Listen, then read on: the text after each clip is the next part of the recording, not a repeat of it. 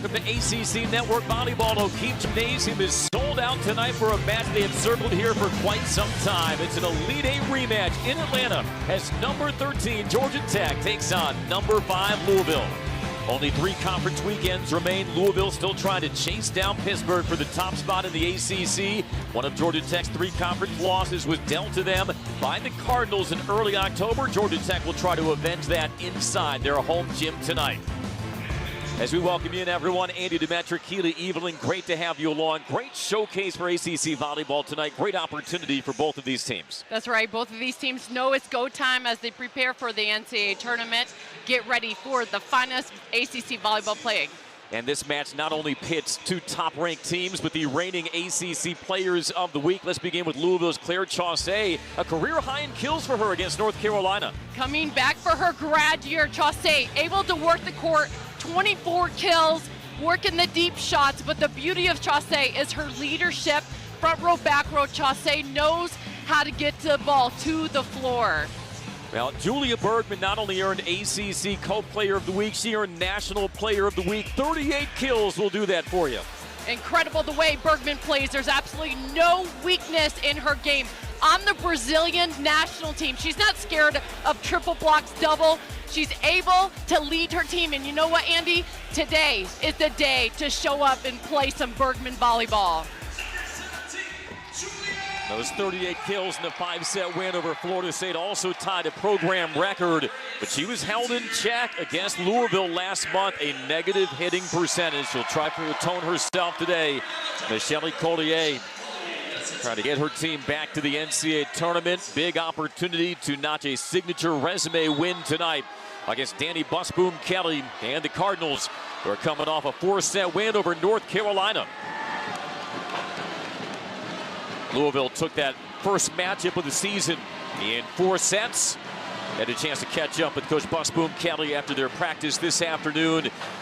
And you have the sense, Keely, that for them to sweep Georgia Tech tonight, they want to get their middles going early. That's right. If you can establish that first contact, to get in your pass going, to get your middles going, good things can happen. But both of these teams, Andy, you're working for NCAA seeding. For Louisville, they want to maintain that top 4 ranking. Right now they're 5th. They want to creep back in that top 4 in order to host for the NCAA tournament. And Georgia Tech just looking to hopefully get the top 16, keeping it there. All right, Keely, you already talked about Louisville establishing the middle attack early. What else have you dialed up for these teams tonight? You got to identify where 17 Bergmann is at all times. And then for Georgia Tech, Bergmann needs her buddies. Everyone knows you can put it away, but in order to take an upset against Louisville, it's going to take a full team effort.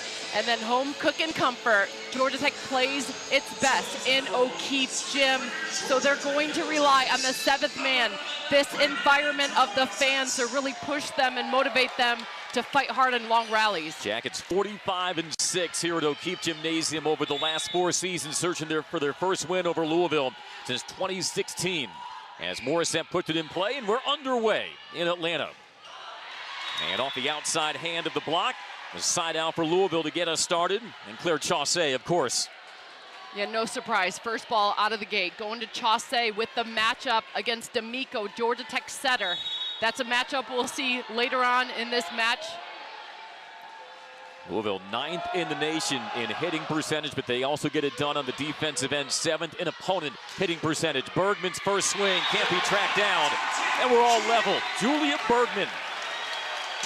The beauty about Bergmann is she's not intimidated by a strong block. You got Jones up, 6'2" blocker in front of her face, and the close of the middle. Bergmann says, give me your hands, I'm gonna hit flat and work the tool. The nation's leader in points per set. Big rip by Jones, sails it wide, point Tech. And to add one layer of emotion to tonight's match for Georgia Tech, it's also their senior day. They still have one more home match remaining, but decided to hold their senior day ceremonies tonight with the Cardinals in town. Yeah, senior day, so much emotion goes on, and then you bring in 5th-ranked Louisville, so you got the combination. Sometimes it's good emotion, Andy, and I'll tell you what, sometimes it can take you out of your game. Sometimes you have to have the execution over the emotion. We saw the quick set out of the middle by the Cardinals to level it at 2 as Aiko Jones, team's leader in aces, Sends it deep for Bertolino. Long bump set, Otene, off hands. Covered on the back line, now Chaussee.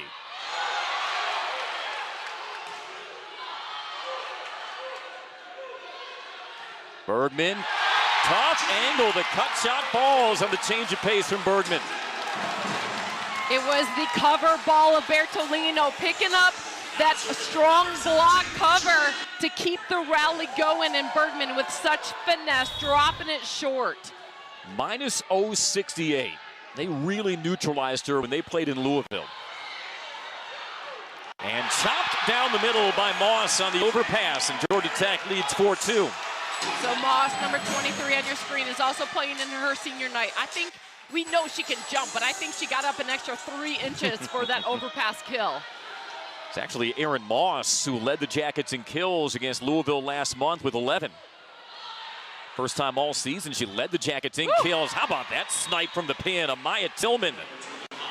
She's known for her blocking. She's 7th in the nation in blocks per set, but she can wind up and crush them too. Incredible line shot off a transition slide. That's how it's done. You almost want to replay that in your brain over and over. Young kids, watch that. Now there are preseason all-ACC players galore on both sides of the court. Tillman's one of them. That ball into the net. Louisville's only losses this season in 4 sets to Ohio State. Back on September the 4th, they fell in 5 sets at Pittsburgh in October. Stamped a 38-match ACC win streak. Cardinals have since won 5 straight. Jackets are there for the slide. When Pimentel goes into the seats, can't keep that up. And the point goes to Louisville. Pimentel already letting her work be known, covering that deep shot and then trying to get that scramble. Way to take advantage. It was no shocker. Tillman was getting the ball again.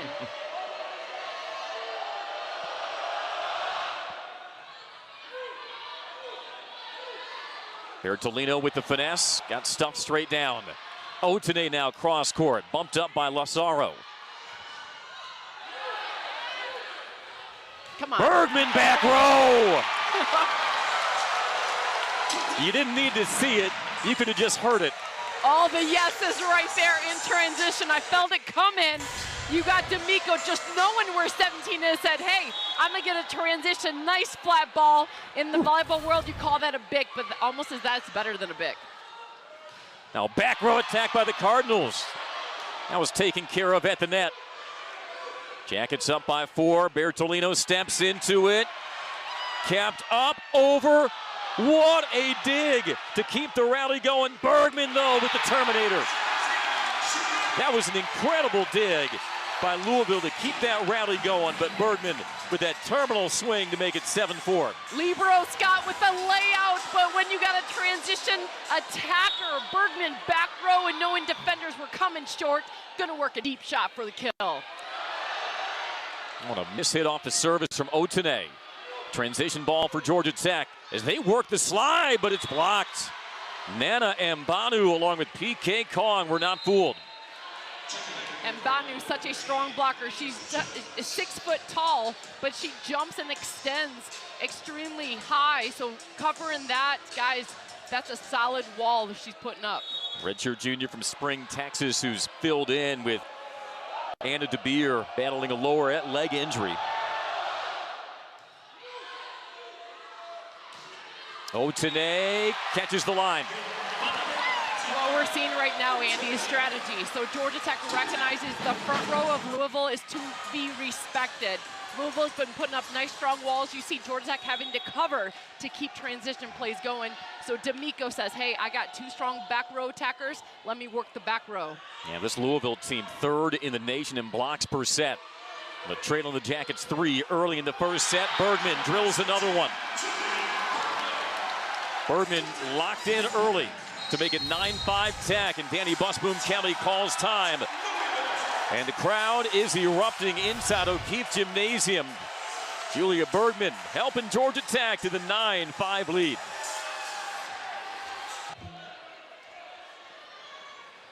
Julia Bergmann had 10 kills against the Cardinals in the 4-setter last month. She's already halfway there. 5 kills on 5 swings and helping Georgia Tech to the 9-5 lead after the Louisville timeout. Searching for a side out. The cover by Pimentel, tossed over by Bertolino. Now Aiko Jones steps into it and tools the block. Aiko Jones, who surpassed 1,000 career kills against North Carolina last weekend. Second on the Cardinals in that category, puts it down. The nice thing about Jones, she swings at such a high level, right side or outside. That time, ball was set a little tight. It did not matter. Jones working the hands. Three-time All-ACC performer is Yacide DeBeer. She has returned, but working primarily out of the back row. Although Coach Busboom Kelly did tell us there's a chance that you may see her in the front row tonight. Back to Jones.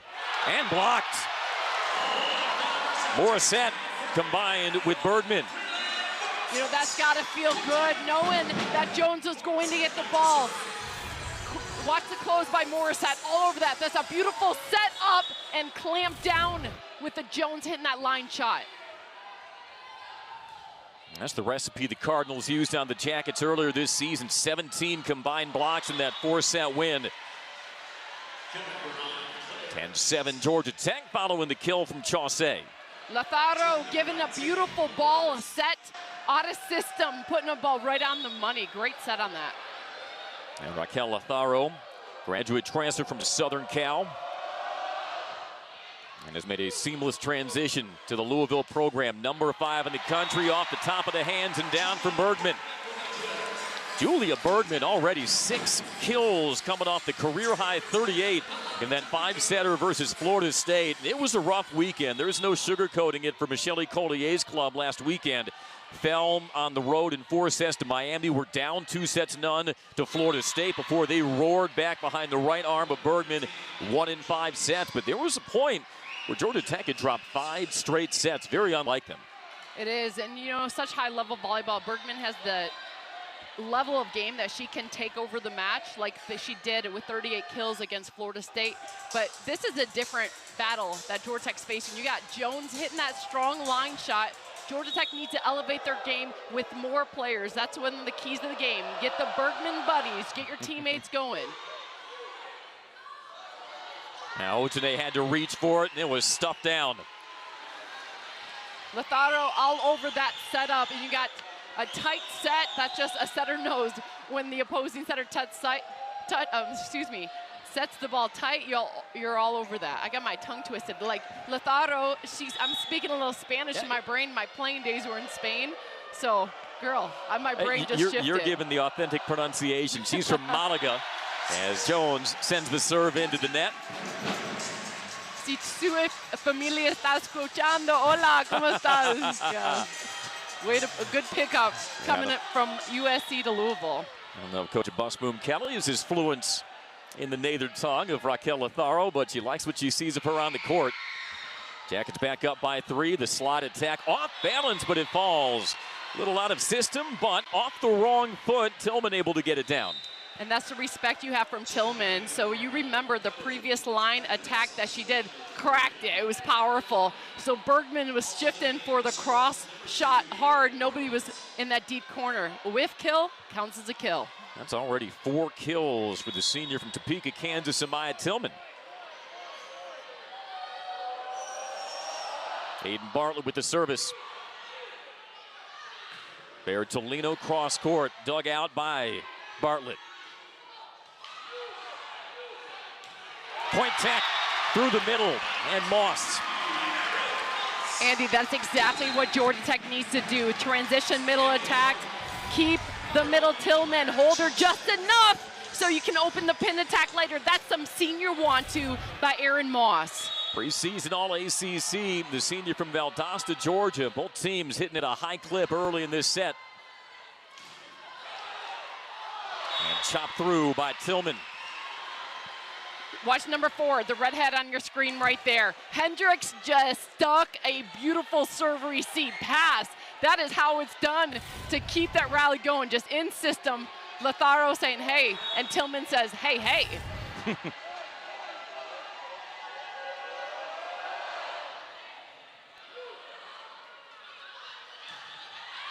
Bertolino, that is her specialty, getting the point off the hands, the sophomore from Argentina. You know, a lot of players want the ball off the net so they can work angles and shots. Bertolino, 5 on your screen. She's on the Argentinian national team, says, hey, give me tight balls. Let me work the hands of the blockers. See that left finger heavily wrapped as there's a block from the pin by Morissette to put Georgia Tech on top by 4. You know, in the beginning of the match, we're like, how do these seniors recover? How are they going to handle the emotions? Well, I'll tell you what, they're jumping a little higher. Morissette with the block close. Morissette top 10 in the nation in hitting percentage, but getting up there. And you played, you had your senior day. It's a very emotional night, but you still got a job to do and big opportunity against a number 5 ranked team. So you got to compartmentalize as best you can. Lunging for it was Bergmann, kept up by Pimentel, and the rally continues. Woo. And PK Kong delivers it down the middle. That is how it's done at transition. That's going back and forth with strong volleyball. The pickup and Bahut Newt picking that up, and then PK with the transition kill down the line. Junior from Sioux Falls, South Dakota, with her first kill of the match.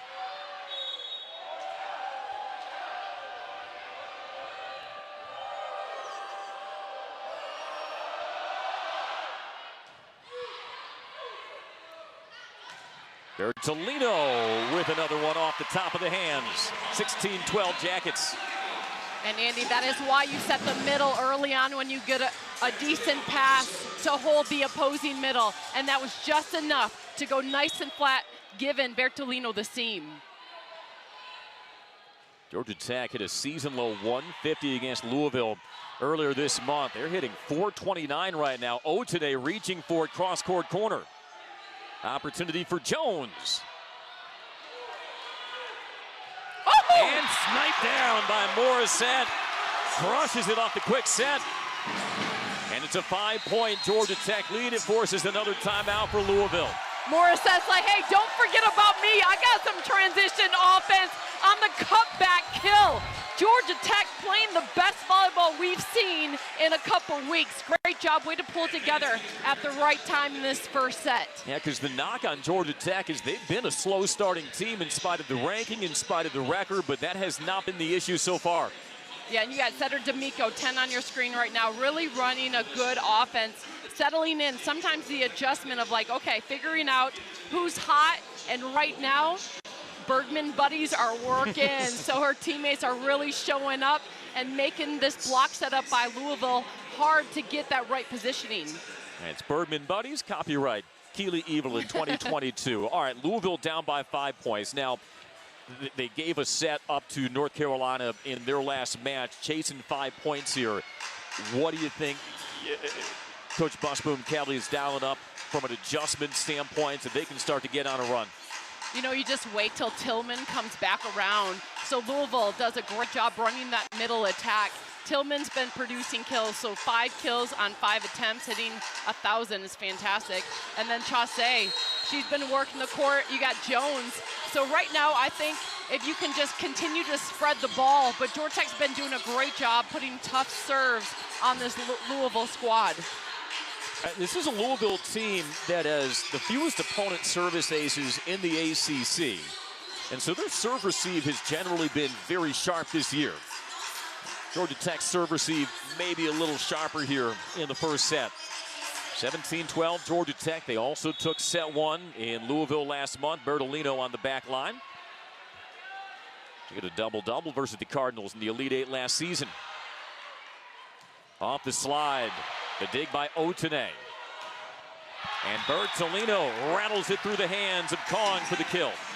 Let's just take a moment to recognize you got 5 on your screen. Bertolino, back row attacker, plays amazing defense. You got Otene right back taking swings, and you got Bergmann. This is why Georgia Tech does not play with a lot of subs to add this offense to their game.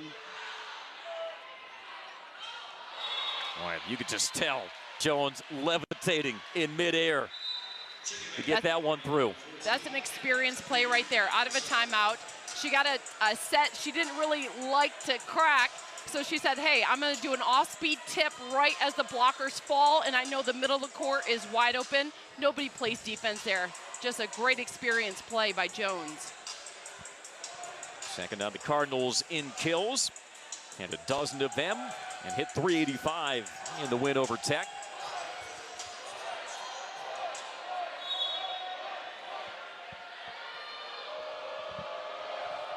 (18-3) Jackets. DeBeer with the service. Bump set, Bertolino to Bergmann. Winds up and finds the spot down the line. So you gotta love that. You got an out-of-system pass by Bertolino. Naturally, the block, Jones set up the ball inside. Out-of-system, usually set up a little more inside, but Bergmann has incredible vision. She saw her line and took it. A 7th kill, and she's hitting 1,000 in this first set. Remember, when they met last month, a negative hitting percentage, which was a season low, and not just that, she also hit a negative percentage in the Elite Eight game, so Louisville has had Bergmann's number. Lafaro, sign you up for money. Set right there, leaning back, clamp in the middle, down, jumping, and dishing it outside to Chaussee. High level volleyball. You got Bergmann on the Georgia Tech side, Chaussee working it on the Louisville side. 3 kills for Chaussee. Bergmann, that time, finds the hands off the block touch. Chaussee, one more, and it clips the line. The ball control that's in the hand of Chaussee, just something that you want all young players to watch. She knows how to work that deep shot. Looks like it's going long, but has such strong topspin to drop it in the court. Graduate student from Sun Prairie, Wisconsin. 2 in a row for the Cardinals, down by 4. Georgia Tech goes for the slide. And that's out of bounds. You know, for Georgia Tech, that ball was set slightly off. Moss thought the ball was going to go on, so hit that ball flatter than we're used to seeing. It came at DeBeer really at her chest, so that caused the chaos. So, in a way, good set to Miko. Tillman, you talked about Louisville trying to get its middle attack going. Tillman there, fires one down. That's a 6th kill of the set for Tillman. Her season high is 14, almost halfway there. It didn't take Lotharo too long to recognize Tillman's in my front row. You're getting the first ball. Here it comes. And they serve long by Jones. I mean, this is ACC volleyball at its finest right now. High level, going strong. You got to take the risk on the service line if you're going to come back and create a run late in the set. Bergmann delivers short. Chaussee, cross court, and it's wide. You know, Andy, as we watch practice today, we recognize that strong cross-court shot. Louisville really tried with all of their outside hitters. It is there. Chaussee had the right idea, just hitting it long. Yeah, she knew where to go with it. And the Jackets, again, up to their largest lead of the set. It is rocking inside O'Keefe Gymnasium.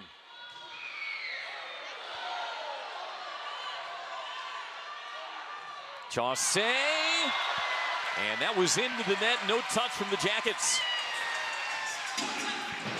So, Andy, this is what's going to happen right now. You get a good pass. You're going Tillman, 25 in the middle on a slide attack down the line. If you get any type of out-of-system pass, you go out to Chaussee. But right now, Louisville is really hoping for a solid pass because Tillman's been on fire. Yeah, she can certainly be an asset as this game moves along, as Chaussee grows into it, Jones as well. 23-16, Georgia Tech on the verge of set point. Coming off their first 5-setter of the season, a win at Florida State. But it dropped the first 2 sets for mounting the comeback. In a match that featured a career high and program record-tying 38 kills from Julia Bergmann. It is Bergmann's senior night. She's accompanied by her dad. And the pre-match ceremony, her mom and dad actually met through volleyball. Yeah, Bergmann's the type of player that you're like, your parents had to play because you've been touching a ball since you were a baby. Dad from Germany, mom from Brazil. Julia born in Munich, moved to Brazil at age 11 to further her education and volleyball career, and played this summer with the Brazilian senior national team. Service here by Bergmann, though.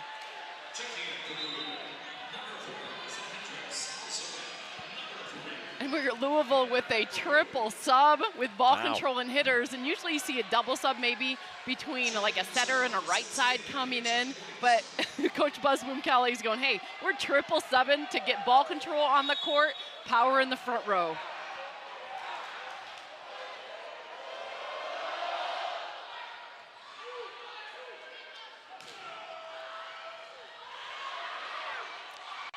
Joust at the net. Georgia Tech reloads. Bertolino, soft touch.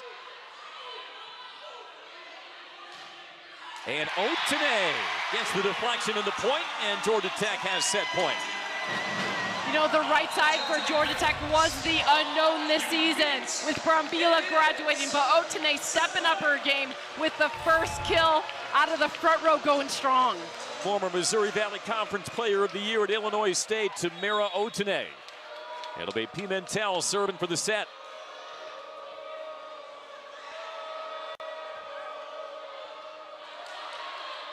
And Tillman gets it dug out by Bertolino.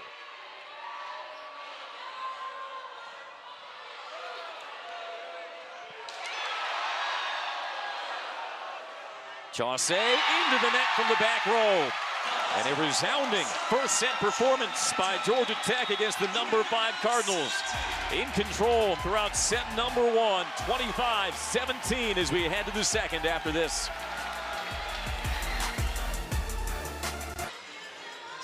Tech claims the first set, 25-17, behind a .424 hitting percentage. Louisville has been in this situation before. First matchup was October 2nd in Louisville. Cardinals also dropped the first set, where they found their bearings and won 3 straight. 22-2. So it won't be another undefeated regular season, but Danny Busboom Kelly on the screen to your right, certainly hoping for another deep postseason run. You know, I thought Georgia Tech did a good job picking up the digs. They're strong attacking from Louisville to keep rallies going and transition out. Danny Busboom Kelly knows it's going to be a battle in O'Keefe Gym. She's experienced. Coach Collier really did a good job preparing her team for the fight. But I'll be honest with you, Andy, playing as the underdog is much easier than being a top dog. So there's even though it's senior night, you don't feel as stressed out as you go into this match knowing that you don't have to worry about anything except play hard, and Georgia Tech is really playing hard right now. Kind of odd to think of the number 13 team in the nation and a team that reached the Elite Eight last year as an underdog, but in this situation, that mantle is worn by the Jackets. Shelley Collier led her team to the Elite Eight last year, where they were turned away in 4 sets by Louisville, tying for the deepest postseason run in program history.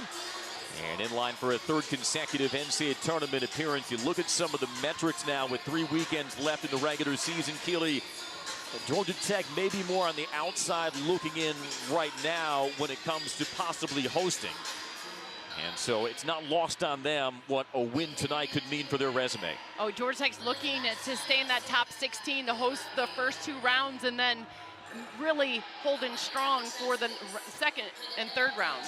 Yeah, they really need an RPI top 25 win. That's the missing link in the resume. Now, they have beaten some ranked teams earlier this year. Ole Miss was ranked when they played them opening night, but obviously things have gone sideways for the Rebels. BYU was also a ranked win, but Cougars not currently RPI top 25, so a lot riding on the outcome of this one as Louisville has the service into Beer to start set number 2.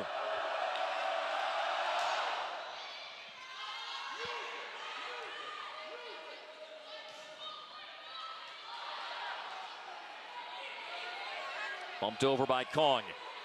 Transition for the Jackets. Bergmann winds up, knocks it down.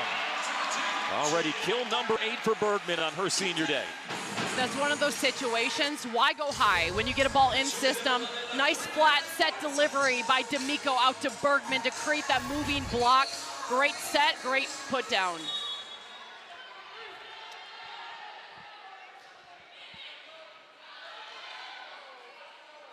Jonas de Beer. Bergmann with the cut shot. Chaussee is there, and Chaussee gets the tool for the point.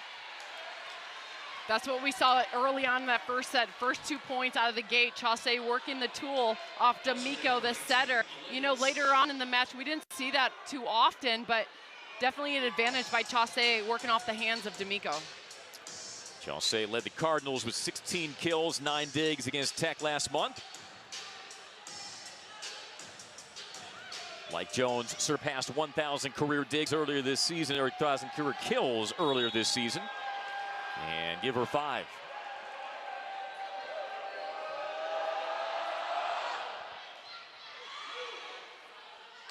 Bergmann, what a kill.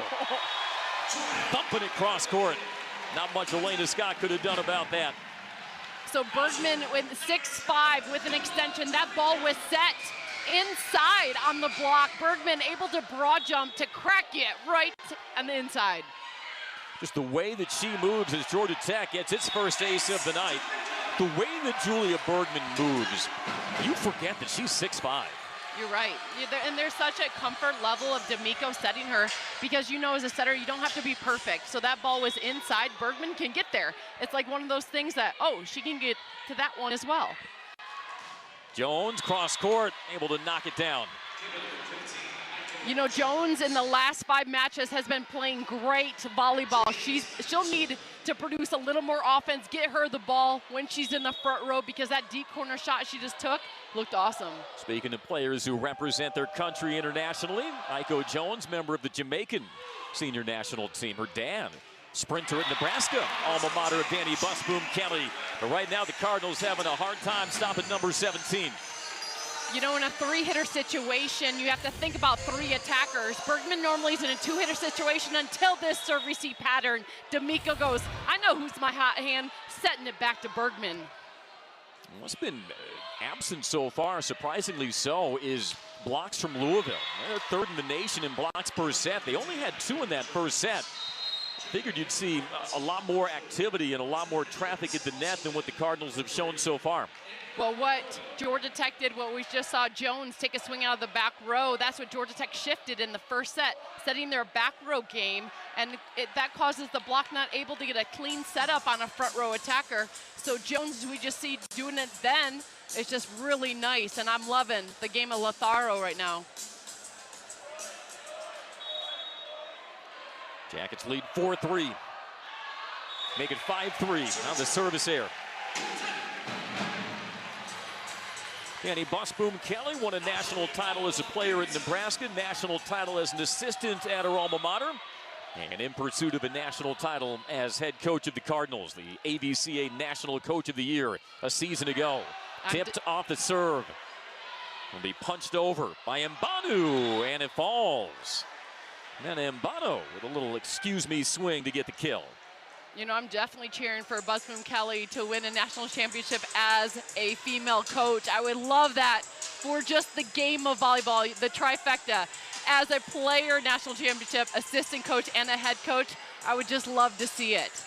You know, you wonder, and there were very few weaknesses in that Louisville team last year. Had a pair of All-Americans who have since departed, but to not only have the pressure of winning a national championship, but the pursuit of perfection as well. You wonder how much that created even more pressure for Louisville last year that they may not have to be burdened with this season. Yeah, you know, and with De Beer going down when they're strong outside attackers, you know, it's just a juggle as a coach to really figure it out, staying together. And this is another coach. You got Coach Collier. Between Coach Busboom Kelly and Collier, those are 2 coaches in the game of volleyball that can straight up say to their team, here, let me show you how you do it. Yeah. The level of caliber that these players were now as coaches, just role models, not only as strong females, but also as ballers in the game. And Michelle Collier still 5th in NCAA history in career kills, as Bertolino watches that sail wide. And Michelle Collier says in her 10th season at Georgia Tech, she's finally built her team into the types of teams that she played against at USF. Jackets up 6-4, Otene.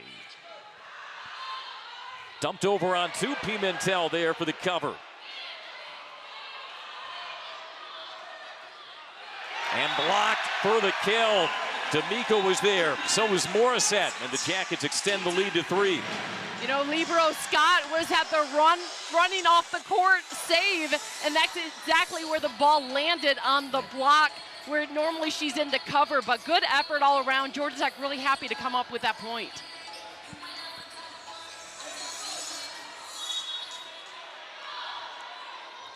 Just by body language, you can tell Louisville a little stunned at what's going on right now.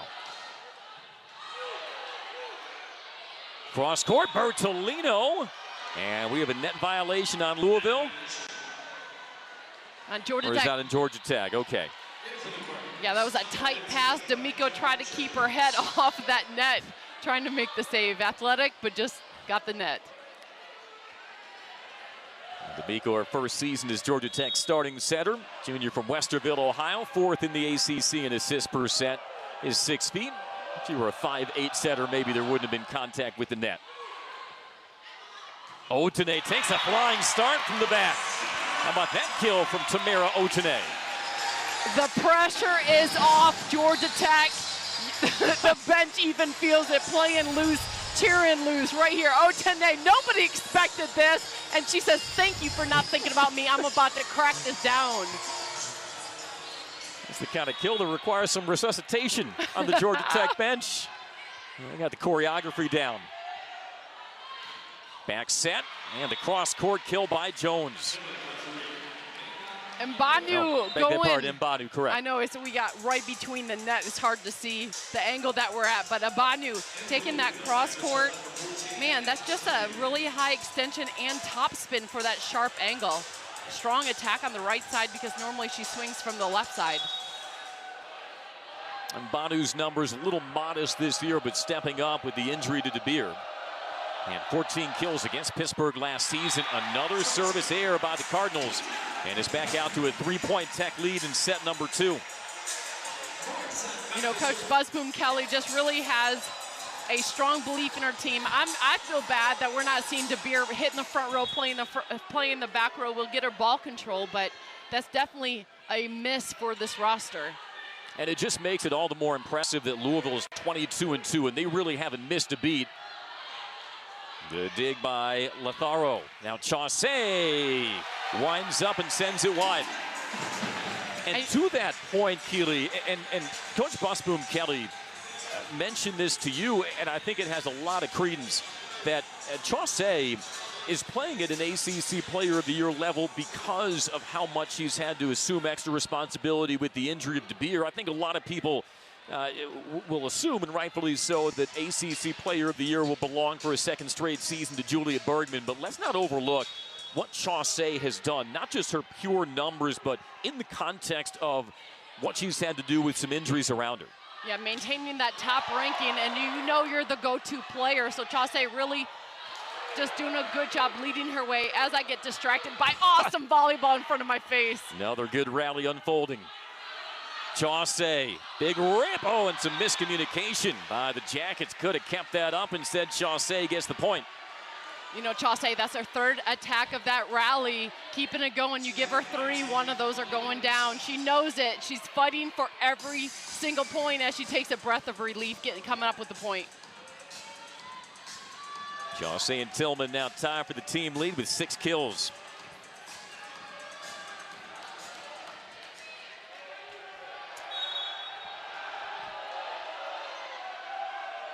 Now Elena Scott, second on the Cardinals and Aces. Ooh. That one over, but out.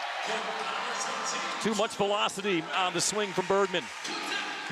You know, this is a moment. Bergmann's dad is in town because of the senior night. It's almost what you want to show off for your parent, right? Saying, hey, Dad, everything you taught me is now paying off, and I'm coming hard at the 5th-ranked team in the nation. Gives Bergmann an 11th kill.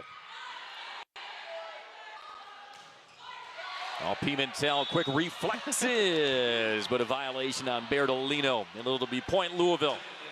You know, that ball had hang time, leaning back, and Bertolino opened her hand, closed her hand. This is one of those moments as a volleyball player, you think, should I play this with open hands or just close my fist and hope for a save?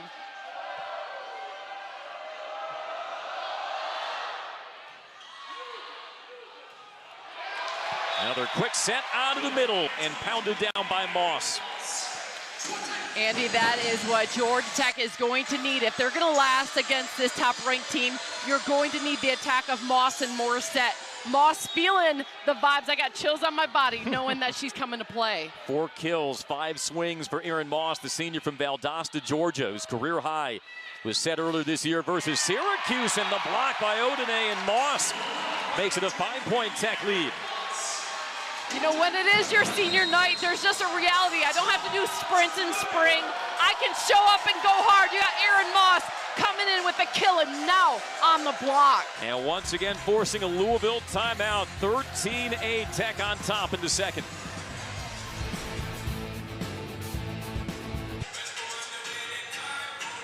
Louisville trailing 13-8 in the second. Playing Louisville is often like going to the dentist.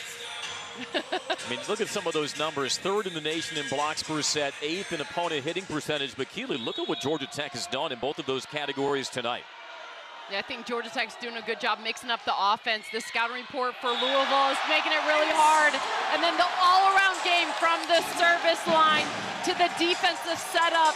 It's like they scouted. They said, hey, I don't care about that calculus test. I don't care about the chemistry test. I'm going to study Louisville for Friday night. And oh, by the way, did we mention Julia Bergmann, also 5th in school history and career aces? That was 159 for the senior. 14-8 Tech. Out of rhythm on the slide attack. Georgia Tech with an opportunity, and Bergmann finds it cross court. It is all Tech here in the second.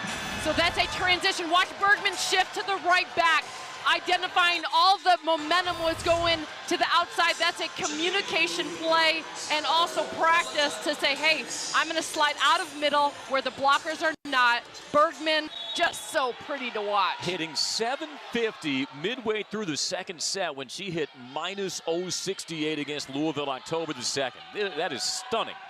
Chaussee off the outside hand of the block. And right there, that is how you stop momentum. No other than Chaussee getting that ball, working the line shot. Even if she didn't get the line shot, she was working the tool off the blocker's hand. Chaussee, such a baller. Split ACC Player of the Week honors with Bergmann this week.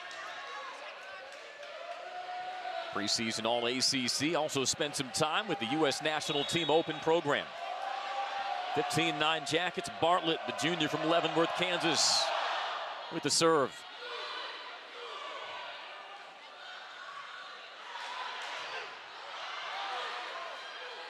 Back set, Odene, dug away by Tillman.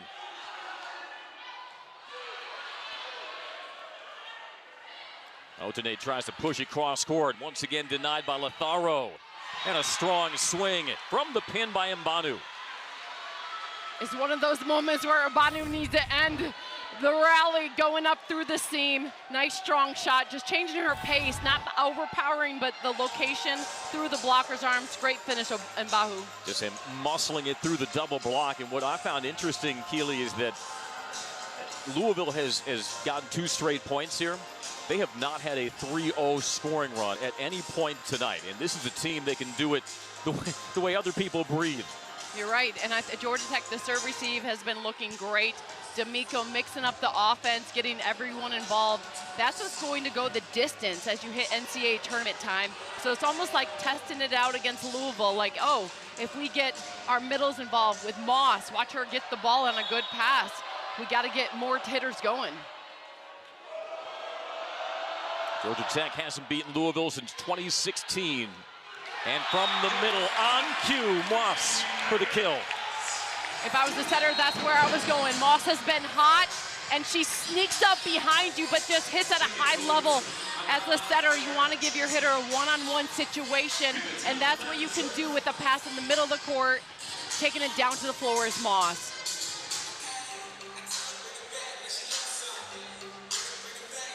Chalk up a 5th kill for Moss. It is a sellout crowd. It was rainy earlier today, so maybe a little extra moisture on the court here at O'Keefe Gymnasium. Another packed house at the home of the Yellow Jackets. As that one misses the line from Pimentel. I was looking at the reaction of Coach Pinheiro and Coach Collier, and both of them with such a good volleyball eye looked at it and said, yeah, it was out. Claudia Pinheiro to the left of Michele Collier. Both Brazilian nationals.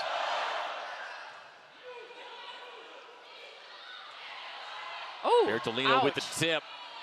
Ranging over was Letharo to keep it alive, but Georgia Tech gets the point. That was a smart tip shot by Bertolino in the rally, causing two players on Louisville side to collide. Hendricks about got taken out on that play. Yeah.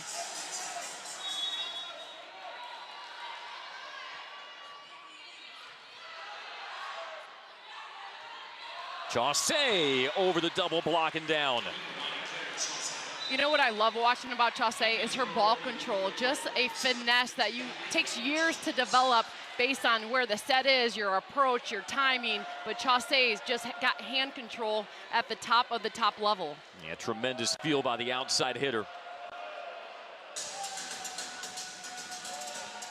17-12 Tech. After Georgia Tech took set one, 25-17.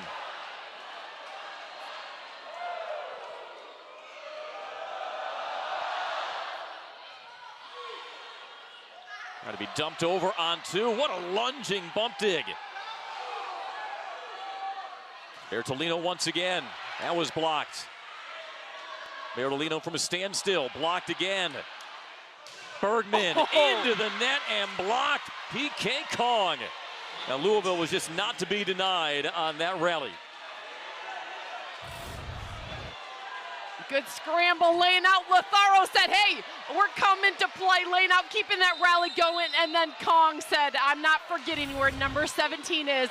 I have her number, getting a solo block. That was more of a snapshot of this Louisville team denying one swing after another at the net. And PK Kong, the junior middle blocker, forces a timeout from Georgia Tech. 17-13 Yellow Jackets. Well, both teams huddled together. Final month of the regular season. Rounding the turn toward the postseason. And with that, postseason awards, Keely Eveland and could Julia Bergmann become an ACC Player of the Year and National Player of the Year. Here's some of the other candidates across the country. And where Bergmann stacks up, Chaussee, of course, a very compelling candidate in her own right. Of course, Texas #1. Anytime you have a #1 ranked team, you figure you may have a National Player of the Year candidate on your roster. Yeah, just incredible. You know what happens at the top of the top, you have players that are so steady all around. And when you have these stats, it's a one thing you weigh out. The stats and the individual player, the team all around. So I would not wish that vote on anyone because I'm looking across 5 incredible players that you want to throw like a dream team together. You put them all in the same team. Now Bergmann, nation's leader in points per set. She's second in the nation in kills per set. How amazing. The best hitting percentage among those 5 is Chaussee. And how amazing is that 2 ACC players are in the running for Player of the Year in the nation. So what a battle we're seeing firsthand tonight. Gosh, incredible game. Now both Chaussee and Bergmann leading their teams in kills tonight. Bergmann more efficient at 647.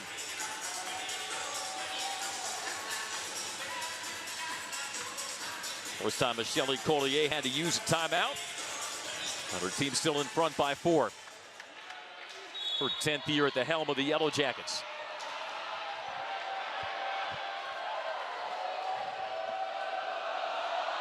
Letharo with the serve. Otene gets it blocked again. That's back-to-back blocks. Mbanu this time.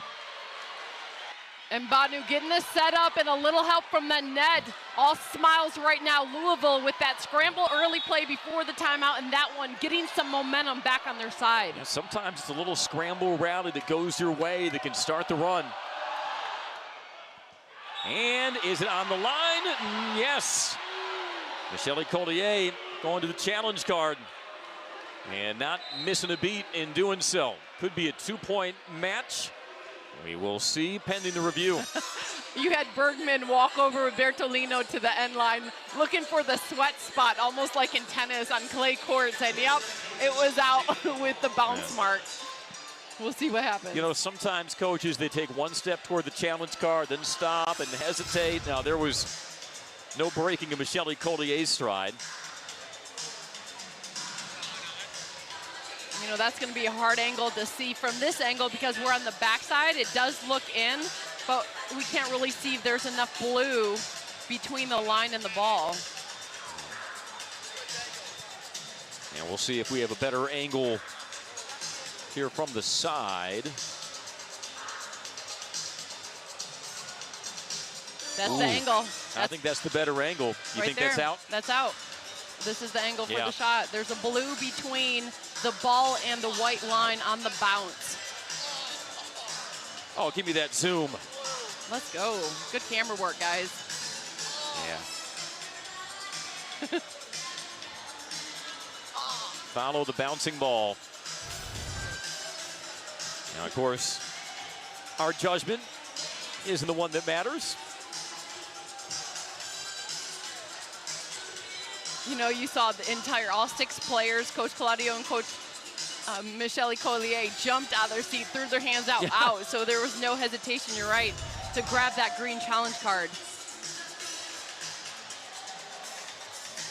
Yeah, I think where we freeze it right there, you can't see any part of that ball on the white line, at least from here. They're going to get a good look at it. You know, that's a strong serve coming high and dropping flat. I love the technique, the strong attack, but this ball is going to be reversed. And the call has been overturned. Service error instead to wipe out the ace for the Cardinals, make it 18-14 Tech. This is one of those moments right now. You have to remind yourself, you're Louisville, and for Georgia Tech, you have to remind yourself, you're the underdog. Take the pressure off. Jones, kept up by Bertolino. Bergmann, that time kept up by Scott. Now Chaussee. Yeah, these teams are clearly 2 of the best in the nation. Back and forth we go. Transition opportunity for Tech. They go to Bergmann, and Bergmann gets it rejected. What a stuff block on an incredible rally. And Banu says, nuh-uh, not today, with 4 incredible digs out of middle back by Bertolino, but that's how you cut momentum. Whoa, Andy. Yeah, that was something. Just when you thought you had a one-on-one opportunity with Bergmann, the ball was going to go straight down, but Mbanu stepped right in for the hard cross shot. Might have been a slow start to this match from a block standpoint for Louisville, but starting to get that going here. And there's another service long. 8 service errors for Coach Kelly's Cardinals.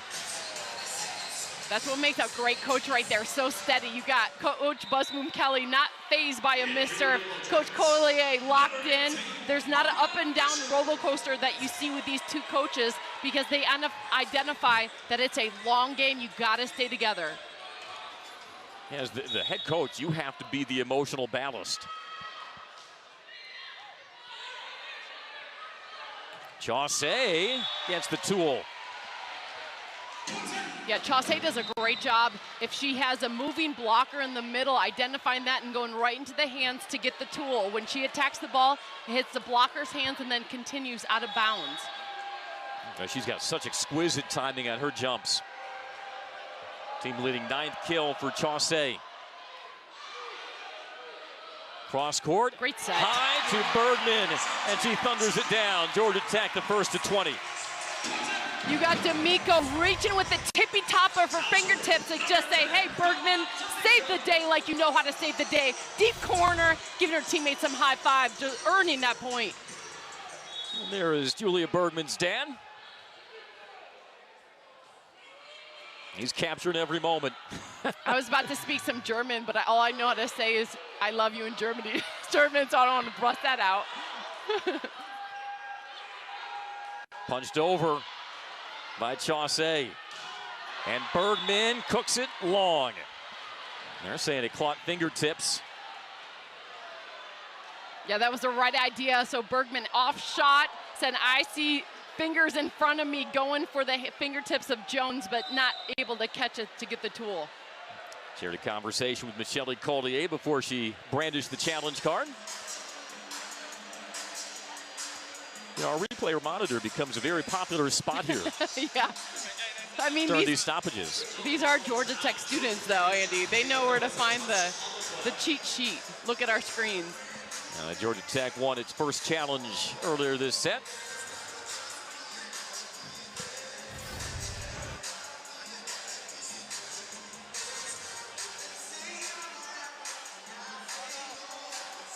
Well, the player in question is Jones.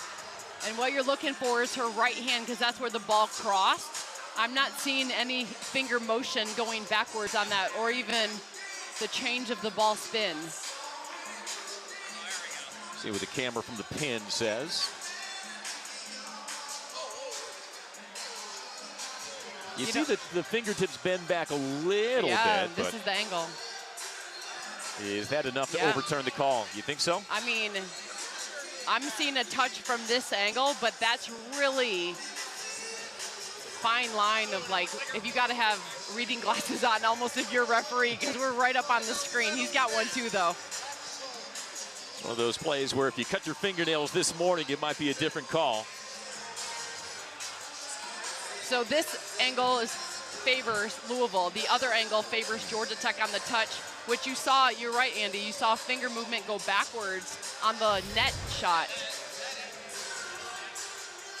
I think this might be too close to overturn.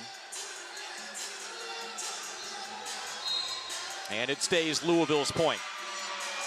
So 2017, it remains. As the Cardinals look to mount a charge late in the second to level this match. You know, last time in this serve receive pattern, Bergmann did get the ball, but you got to remember, you got Moss in your front row, has been producing kills for you.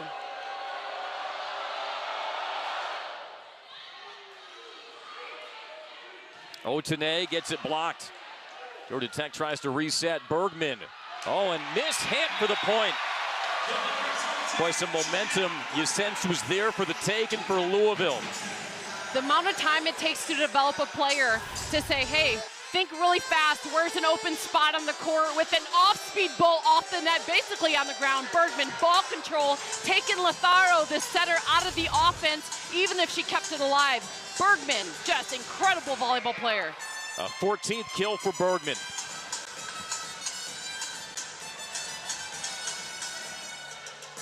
Three-time first-team All-ACC, reigning ACC Player of the Year. Now, how about her and Aiko Jones, both three-time All-ACC performers? Yeah, I would vote for them each year. That's a no-brainer. When you got Jones on this offense, a block, the offense, the leadership, complete package, and then Bergmann. I mean, just watch her once and you're an instant fan. And a huge ovation from the O'Keefe Gymnasium crowd as she came out for her senior day. Chaussee finds hands. Bertolino now steps into it cross court. Louisville really tightening up at the net, but off the hands and down for Otene. Georgia Tech just kept chipping at that rock, Keely Evelyn, and they lead by 5 with Louisville calling time. D'Amico's been quiet, but when she comes, she brings the thunder. Great job by Georgia Tech to get some momentum back on their side as they were starting to tighten up. Starts with the ball control, then that's the receiving, the non-stop covering that you have to do against this strong Louisville block. Yeah, well, Georgia Tech, Keely, remember, they hit 424 in the first set, only hitting 200 in set number 2. Well, still in control, 22-17. Louisville, meanwhile, just 215. This is a team that's 9th in the nation in hitting percentage. What has Georgia Tech done well to cut down that hitting percentage of the Cardinals? You know, I think Georgia Tech setting up in the right spots. So you got the coaching staff for Georgia Tech really watching a lot of video, identifying the strong shots of each player. There's not really much you can do about the tool from Chaussee, but with the other players, you got to identify strong shots give them their shots that they're not too comfortable with. You say, hey, we'll give you that floor, but your percentage shots that we're used to seeing in video, we're going to set up. And Georgia Tech doing a good job, which we saw with Bertolino, 4 digs in that long rally in a row, one with one hand, just setting up correctly. Yeah, Bertolino, 11 digs for the sophomore from San Guillermo, Santa Fe, Argentina. Who won herself as preseason All-ACC. Had her 3rd double-double of the season versus Florida State. Bertolino's so funny. She said, who would have thought that I would come to Georgia Tech and learn Portuguese faster than I learned English? And she's got so many teammates and the coaching staff from Brazil. Well, neighboring country, they do speak that language, but yes. Chaussee gets it blocked. Otene at the pin to make it 23-17. That's what you have to do to Chaussee. You can't set up on her seam shot. You say, hey, we got to set up all the way over on the line shot. We're not going to give you the tool. Chaussee trying to work the seam, but Otene, 9 on your screen, all over that with her left hand. Second block for Otene, and these teams are level. 5 blocks apiece. The back set and the slide. Long. Did it clip hands? It did. They're going to award the point to Louisville. I think there was some hesitation there. You know, that's Georgia Tech thought they had set point. Michelle Collier thought she had set point. You know, this is an easy challenge card usage for a coach because all you have to do is ask your player. You say, hey, did you touch it or not? And then it's a safe way to use your challenge card. I was right alongside the Georgia Tech bench, and they're pretty demonstrative and saying that was not touched. As it stands, 23-18 Georgia Tech.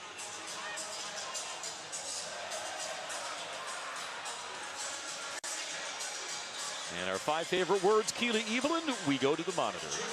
Yes. Yeah, there was no hesitation, and Bergmann actually looked shocked when she looked back, recognizing that Louisville was about to serve, like, hey, what just happened?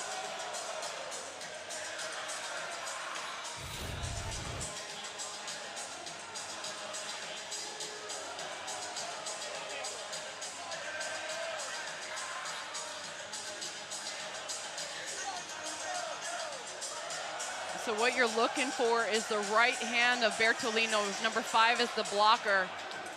Bergmann was so adamant she did not touch that, which caused Coach Collier to use her challenge card. So you're going to see, is there any finger motion going on? And from that angle, I'm not seeing any finger movement. Okay.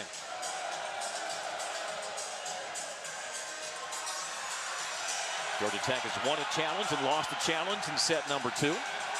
And you got Bertolino, number 5, the left front blocker going up. She's one of the nicest, most honest people you'll find. So she calmly will look at her coach and say, Coach, I did not touch that. And that's just the way she plays the game, so steady, so honest. And I think this might get overturned back to Georgia Tech. Now the call on the court was Louisville point, so the burden of proof rests with the Yellow Jackets. If it is reversed, it'll be set point for Tech. Well, it's getting wavy inside O'Keefe Gymnasium. It has been a raucous atmosphere, and it'll get more raucous because the call is overturned. And Georgia Tech is at set point in the second.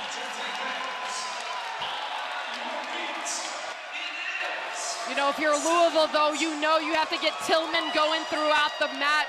So still a good option while she's in the front row if you do stick a pass. Get a set a little tighter to the net, but on a good pass right here, I'm going Tillman. Tillman quiet in the second set. Bergmann to serve. Goes short.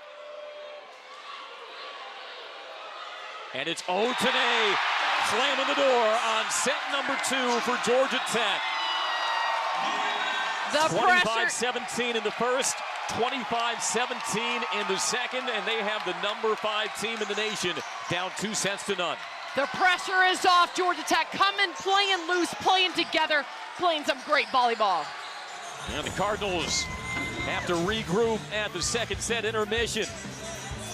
A sold-out O'Keefe Gymnasium has been at full tilt tonight. Georgia Tech 25-17 in set number 2. We'll take a look at the stats after this.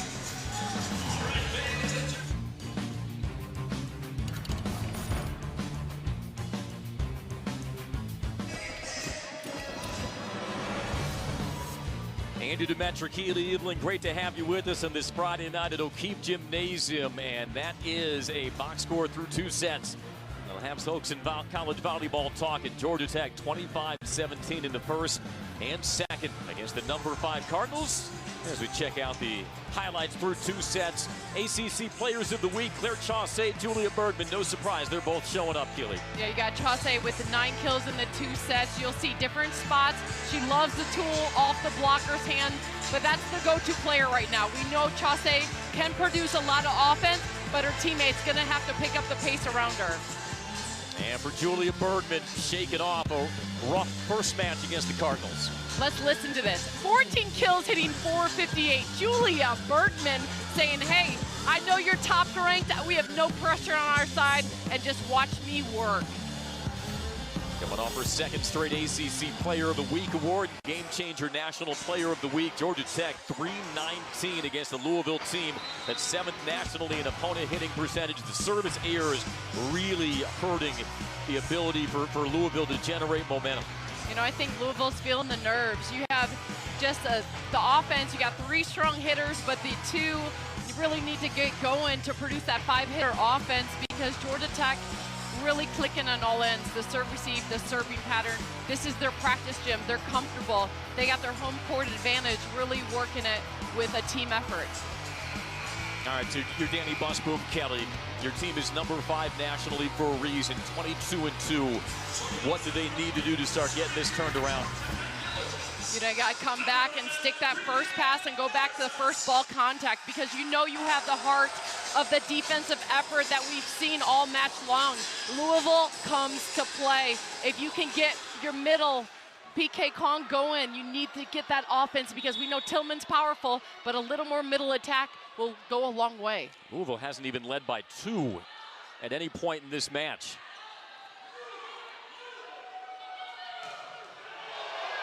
Dumped over onto Chaussee. That was clever. That's a defensive effort. You got DeBeer in the middle back, taking one for the team, just a straight chest shot, saying, I'm going to cut your flat shot. My hands are down, but they're redirecting Chaussee, just ready to send it over. You don't want to lose sight of that. Tail end of the second set, Louisville's defense was tightening up its blocking ability at the net. We'll see if they can parlay that into a strong start in set number 3.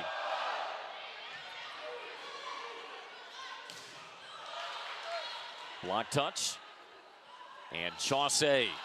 Block touch right back. Oh, Otene slipped, still kept it up. Wow.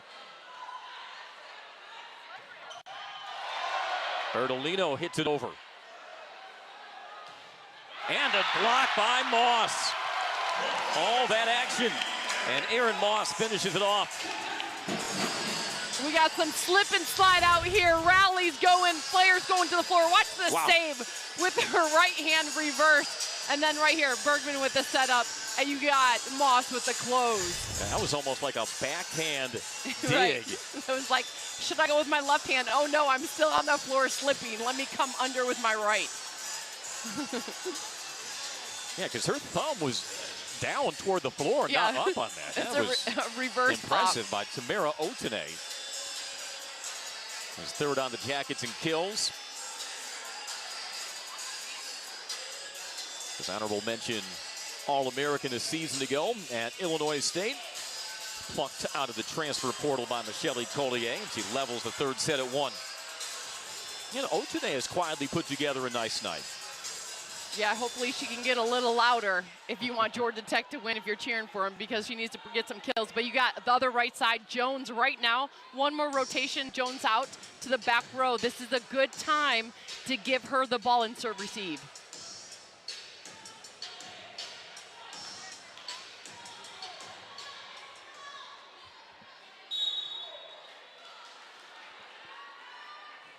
D'Amico plays it in.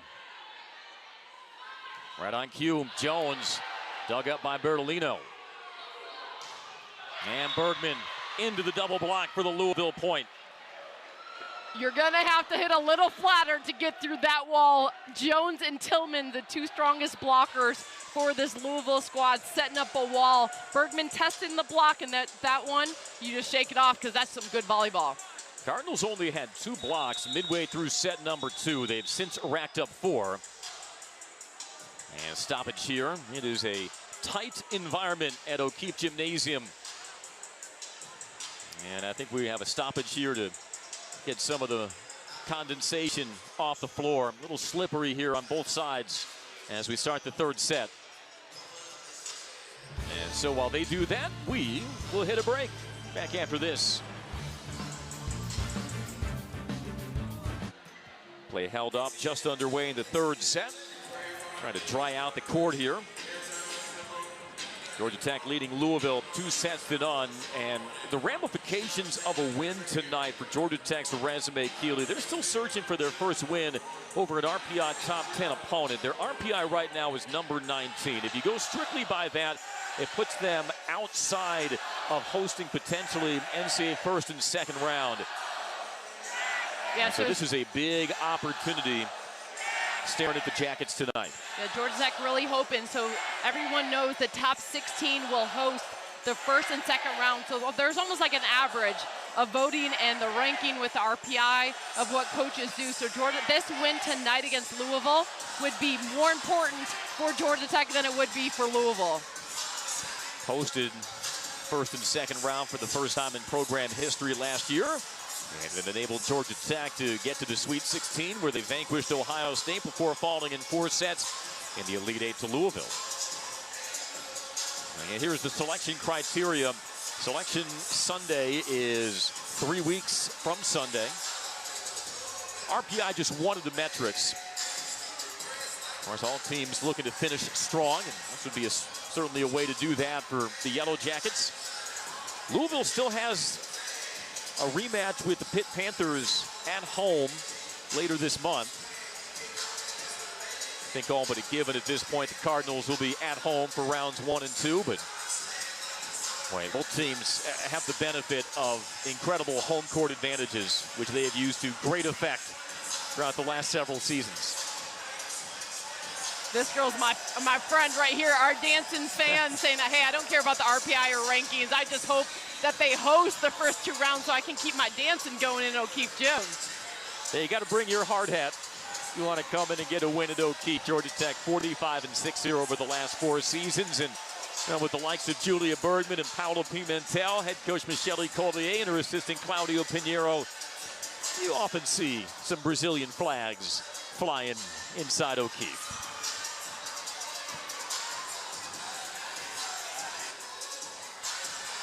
I think just because of the humidity, because this is a sellout crowd, some extra condensation gathering on the court. So it's only 2-1 here in the 3rd. This almost functions as an extended 2nd set break.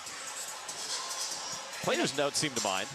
Yeah, you know, the home court advantage for Georgia Tech is just something that you want to play in because of the vibe of just, you know, this is an old gym with cement bleachers, so it echoes. You can feel the environment, but you can also feel the heat of all of these fans as you watch the game. I think it's natural to say, okay, well, who does this break benefit more? Maybe it's the team that's behind. I don't know. Is there anything to that? Oh, I completely agree. So Georgia Tech up 2-0 right now. This is a huge advantage for Louisville to say, hey, let's regroup, go back to the scouting report, a good time for coaches to communicate adjustments. So the adjustments that need to be done are the Louisville side, and they're looking at me saying, hey, Keely, our coaches aren't even by us, so we're just going to roll with our game. Wouldn't be surprised if we see these teams starting to stretch a little bit. That dancing sometimes can be a form of calisthenics and stretching. And this isn't the first time this has happened at O'Keefe Gymnasium, and like you said, it's an older facility. It's a great facility for volleyball. It's one of the more ear-splitting venues in all of college volleyball, but it does have its idiosyncrasies. It traps noise, and in some cases can trap some heat and some moisture, especially if it's unseasonably warm like it has been tonight. And this is what happens with volleyball courts. If you wear lotion, the floor gets slippery. That's what we're seeing today. We'll hit another timeout. Stay with us here in set number 3. Well, they prep the floor. Check of the ACC standings. Pittsburgh at 14-0, though they come to Louisville later this month. Chance for Louisville to atone its lone conference loss of the season. Georgia Tech comfortably in 3rd. In spite of that loss to Miami last weekend, Hurricanes have moved up to 4th. Florida State a game ahead of North Carolina, NC State, and Syracuse for the 5th spot in the ACC. Still a lot of opportunity for movement between 5 through 8.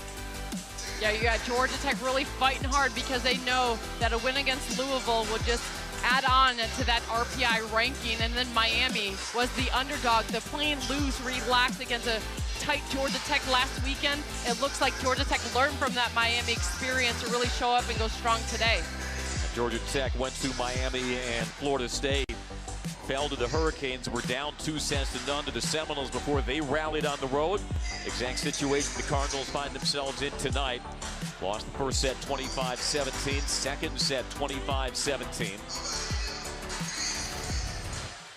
Some teams, no matter how talented you are, it's a long season, you go through a run. I would say Georgia Tech, between the end of that Miami match and the start of the Florida State match, they were in the throes of a run. They had dropped 5 consecutive sets, but sometimes you need to have that in order to get your focus back and be sort of the team that you know you are again. Here's Louisville's remaining schedule. They head to Chapel Hill for a match on Sunday, and then the big one next Friday versus number 7 Pitt. That is going to be one to watch. Yeah, last season when Georgia Tech, Pitt, and Louisville found their way in the final 8 of the NCAA tournament, we all look forward to the schedule saying, hey, when is Louisville playing Pitt? When is Pitt playing Georgia Tech? And when is Georgia Tech playing any of these players? Well, Georgia Tech still has Pittsburgh on the schedule again. They face them not here at O'Keefe Gymnasium, but at McCamish Pavilion. First time in program history they had played in McCamish Pavilion. And they finish up at Clemson, then Pitt, and a rematch with Florida State, who took them to the brink last Sunday in Tallahassee. And that is officially Georgia Tech's last home match of the season, but with it being the Saturday after Thanksgiving, the Yellow Jackets decided to move their senior day to tonight. So Julia Bergmann among the Yellow Jackets honored in pregame. I always wonder about the emotional management of the seniors, but I'd say up 2-0, they've handled it pretty well.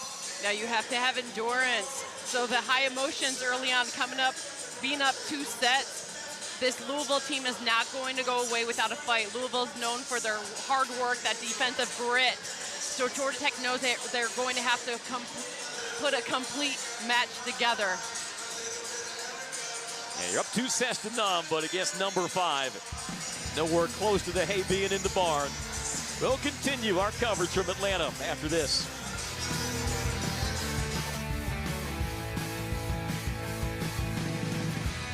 Play in this 3rd set, and you'll see the number of players on both sides slipping around. Take a look at Tillman, 25, slipping there in the middle. Now some of these are on the ball. Otene there had to slip on the dig. And Scott scrambling in the back row. And you see number 22, Lothero, slipping there. And so play has been held up as they try to rid the court of whether it's condensation, whether it's sweat, whether it's lotion, whatever the case may be. Obviously, player safety is the priority, even if it comes at the expense of a 20-minute delay. And both teams were given 3 minutes apiece to get warmed up again. And when we restart, it'll be Louisville 2, Georgia Tech 1. You know, this is hard. A restart, the advantage definitely goes for Louisville because Georgia Tech coming out of momentum is a good time to just break it and get it back on your side. So Louisville has the advantage in the long term of the match. Now this, like we said, has happened once before. It was on opening weekend at O'Keefe Gymnasium. And so Georgia Tech at least has had experience sitting through a delay like this.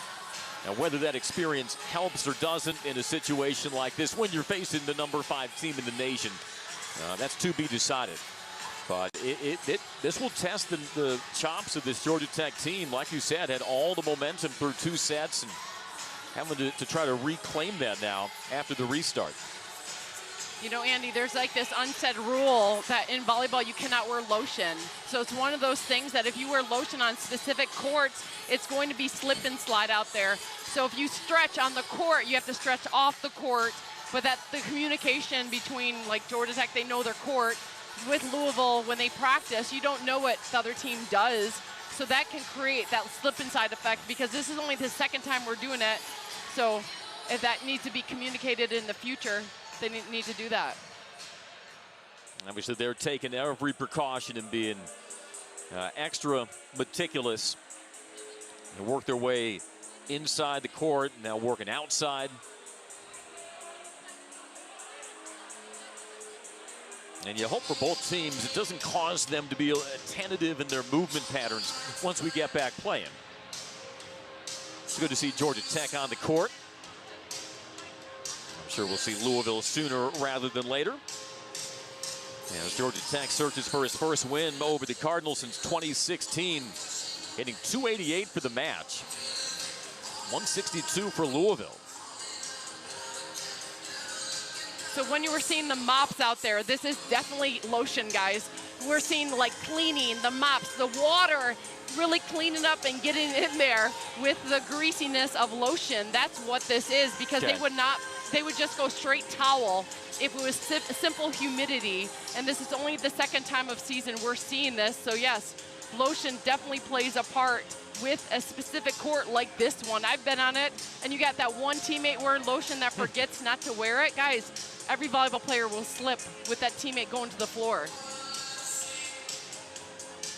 Yeah, a lot of surface area to clean up.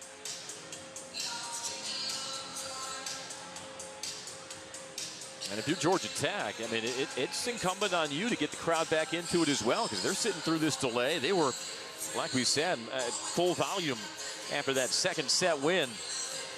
Got to get them back into it as well. You know, watching Christy right there, one of the Georgia Tech staff members, mopping, it makes me want to go home and do a deep clean on my floors at home. I'm like, you're getting it. I need to do that. You're doing it for the 20 minutes. It only takes me like 10. Come on, Keely. Step it up. You know, if you're a player, yeah, Aiden Bartlett is the right idea. Air dry. Well, if you're a player, you just got to stay loose. And both teams, it's the same length of delay for both teams. You know, and it's like a weather delay in baseball. Right, and I remember the older you get, so that junior, senior year creeps around, it takes you longer to warm up. And then when I played internationally, it takes me even longer to warm up. So, yeah, the young players, freshmen, sophomores, will have a little quicker ability to adjust. But the longer you've been playing, gosh, your body will take you a couple points to get going. Oh, the ravages of time, Keely Evelyn.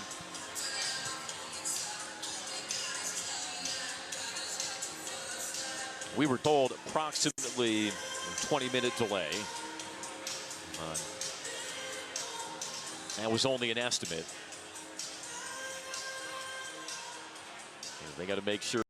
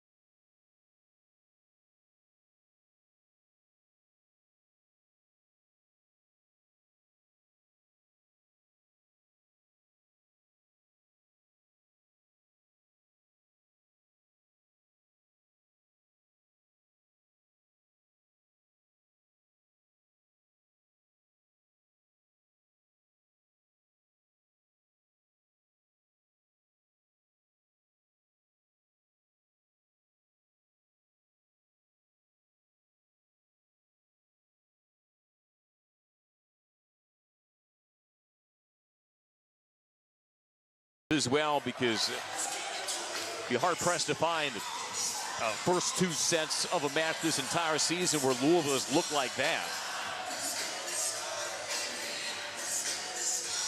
And I appreciate whoever's running the music at O'Keefe playing Let's Get It Started, because I think that is what we're about to do.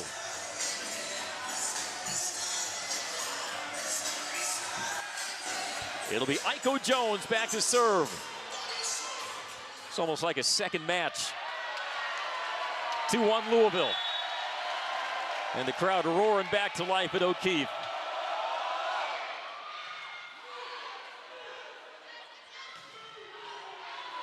Dug out from the back.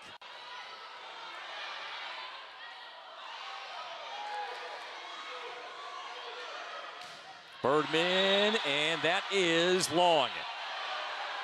And for the first time all match, Louisville leads by 2, but looks like Michelle Collier brings out the challenge card. Without hesitation, walking over, and she called out Tillman. She said number 25 touched it, and there was no body language reaction from Tillman. It was almost like no argument by Coach Collier what she was saying. So this will be interesting to see if Tillman did touch it. Jackets are 2-1 in reviews.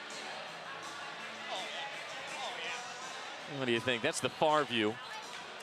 We'll get the look from the pin. What do you think? Open and shut? Yes, no, Keeley? No, I'm thinking it's going to be too close to call. Even though you see really quickly, maybe there was movement almost with her pinky finger on her left hand. And Coach Collier does have that eye. This might be our best angle.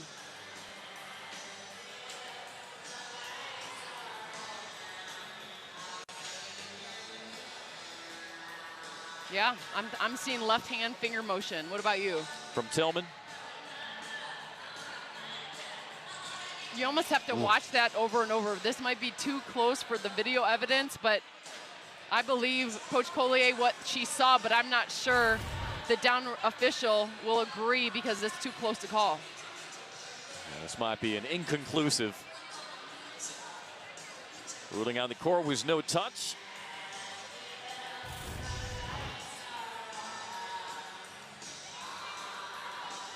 A little pixelated, but zoomed in for you. See if this offers a different view. Yeah, I think hard to see from there.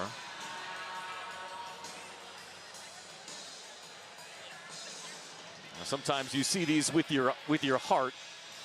Right. Depending on which team you are pulling for tonight.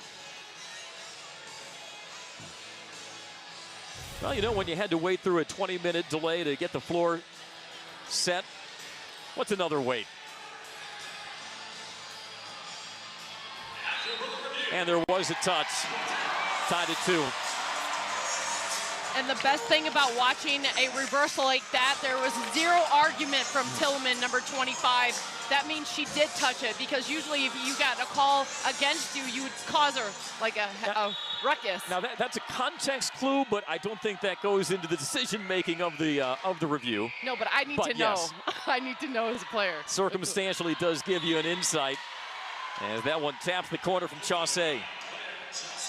As Chaussee goes, so does Louisville, coming up with a big, deep corner swing, and now going back to serve. For Louisville needs to create that run, and for Georgia Tech, you got to get Aaron Moss going offensively. And Louisville is yet to have a 3-0 run in this entire match.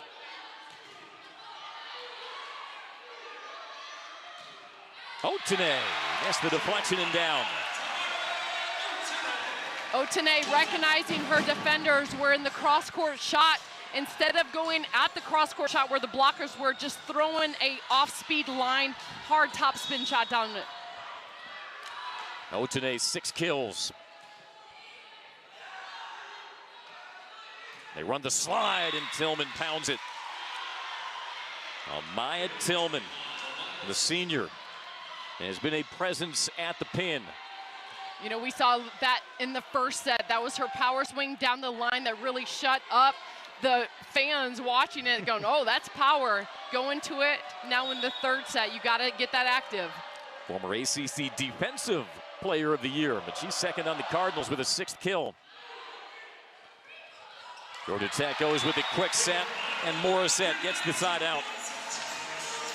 Yeah, between Moss and Morissette going at PK Kong, I would do the same thing. Create motion, movement, make Kong move, and a late jump getting up on that block. That's great strategy by Georgia Tech. Louisville has 3 among the top 6 in the ACC in blocks per set. Kong on the slide attack. Look at the layout by Otene to keep the rally alive. And Kong doesn't miss that time. Great communication, releasing the setter Lozaro, say, hey, let's get our middles going. We're gonna need that for the duration of the match to hold the middle blocker in the court. It's a great job, Lozaro, getting Kong involved. PK Kong, the junior from Sioux Falls, South Dakota, same hometown where Maggie Jejong came from, to Louisville. Kong a career-high 9 kills against Virginia on October 21st.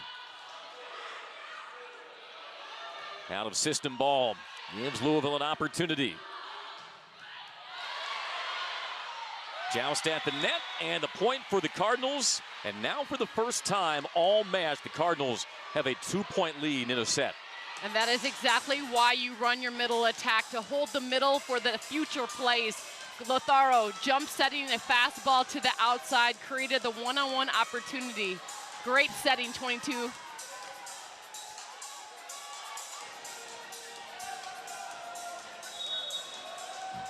Cardinals trying to find their mojo.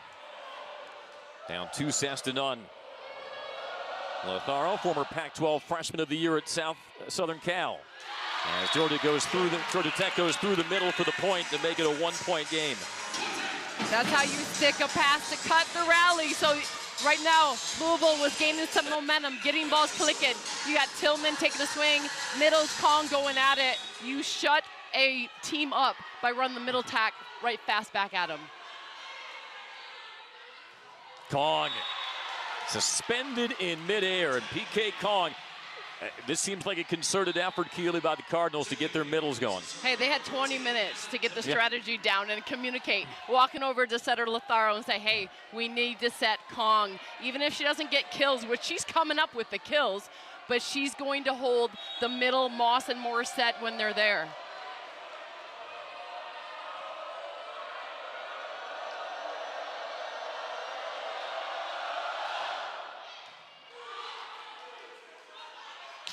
Bergmann, dug out cross court by Scott. Now Chaussee. And swatted through by Jones. Able to muscle that through the double block. I'm having a little deja vu from the first set. Remember when Jones came up the gut on the 2-ball attack, threw an off-speed tip shot down the blocker's hands over the block? This one, changing up her pace, saying, I'm not going to swing hard. I know I have Bergmann in front of me. Let me throw a tip ball into the block. 5 kills now for Aiko Jones. And it's an 8-5 Louisville lead.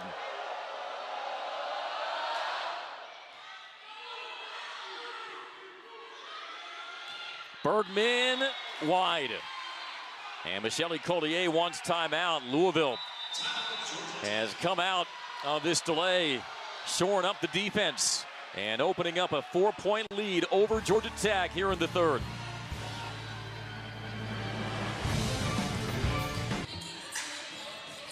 Georgia Tech honored its seniors before today's match versus number 5 Louisville, including Julia Bergmann, the reigning ACC Player of the Year. A bit of a flat start to the third for the Yellow Jackets after the long delay. Down 9-5, Bergmann once again dug out. And now Chaussee able to pound it through. The defense is stepping up for Louisville. It starts with a solid block. So I think Kong's doing a great job with the close, because Jones has done a great job all match long with the setup to keep rallies going, and Chaussee for the put away.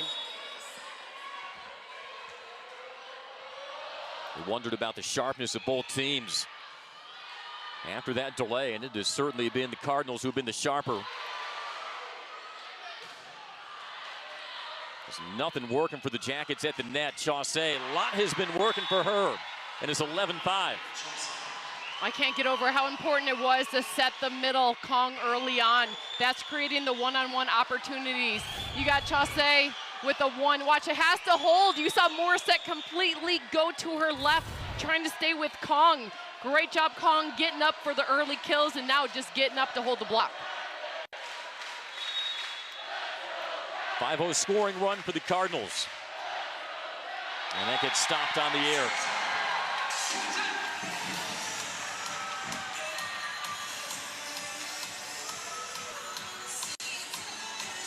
Ninth service error of the match for Louisville.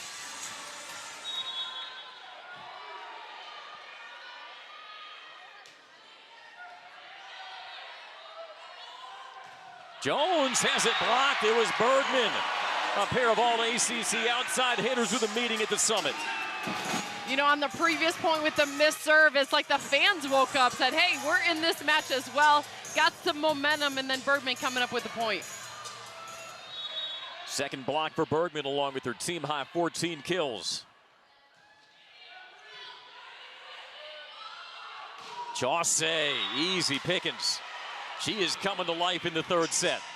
All she needs is a seam. You give Chaussee a seam, she's going to put it down. Great job, and now she's feeling her game, getting in the rhythm. Watch her get some sets in the back row because she's on fire. And confidence is getting contagious.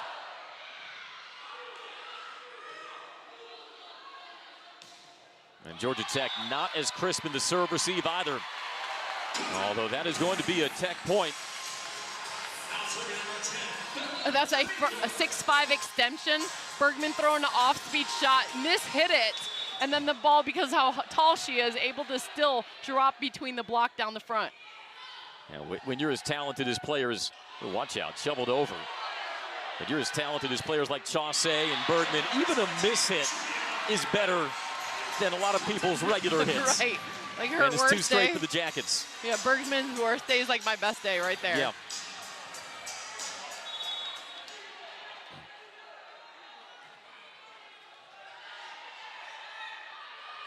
Chaussee changes speed. The dig by D'Amico. Otene now cross court, but it is wide. The right idea, Otene bringing the heat, going on that right side, just cutting it a little wide. No argument from the coaching staff. Louisville happy to get the momentum back. Use that 5-0 run to get ahead. 13-9.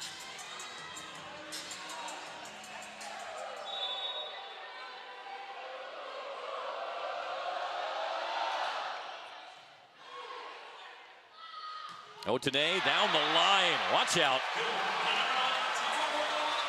That's one of those times where you have to think about Bergmann on the right side, so you can't full commit if you're Tillman on the block, giving Otene a one-on-one opportunity, and then setter Letharo jumping in to help, but line shot. Otene coming up with the point. Yeah, Letharo just couldn't get there. Chaussee dialed in from the pin. Great set delivery as well. Letharo going, nice flat ball, still dropping inside the antenna, able to give the full court for Chaussee to look at. Chaussee up to 11 kills as she comes out for the moment. I was looking forward to her back row attack. Sometimes they take her out for the extra ball control with Bartlett, but she's on fire.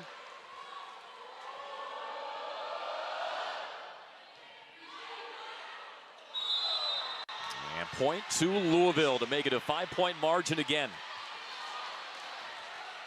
So if you're Louisville, you're feeling it, you've got your momentum back, the communication, identifying what Georgia Tech likes to do. Keep cruising with it. For Georgia Tech, you just have to wake up, over-communicate to get everyone on the same page. And there's one way to start it. Letting that sail along.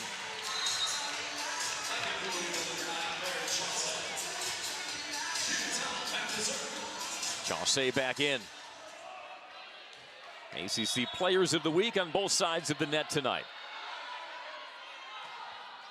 And that one into the net from Pimentel. I get it. Some nerves going back and forth. This is where Georgia Tech needs to remember you're the underdogs. And then if Louisville to pull this off, it's like you remember you're Louisville. Yeah. You have experience on your side.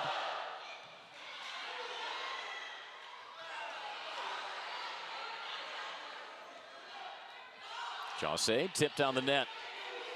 Back set Bergmann. Hendricks with the up. And tooled for the point from Mbanu. And Mbanu going up and working the moving hands of Morissette. That's a nice, strong power game. High hit to a high block. And it prompts a Georgia Tech timeout. Well, Louisville playing much more like the team that they have shown to be throughout this season, as they open up the 17-11 lead in the third.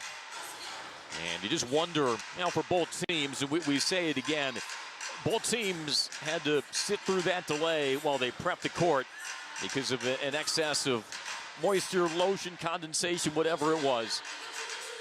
So it's a matter of which team would come out sharper, which team would come out flat. And 17-11, I think, tells you the answer.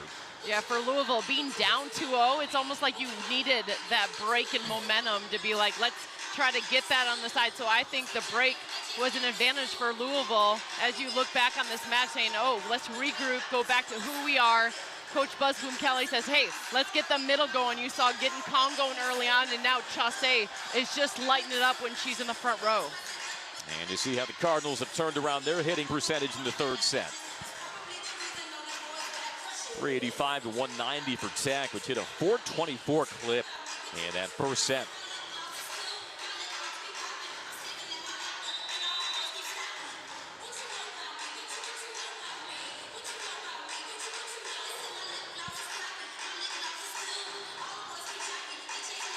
See both teams wearing their uniforms honoring Veterans Day. Always cool to see. You know, long sleeves became a thing in volleyball because it's the collapse dig move where you're going forward and you break your elbows land first on the ball. But that doesn't, I mean, it's really hot to play always in long sleeves instead of like a sleeveless with like arm pads. Yeah.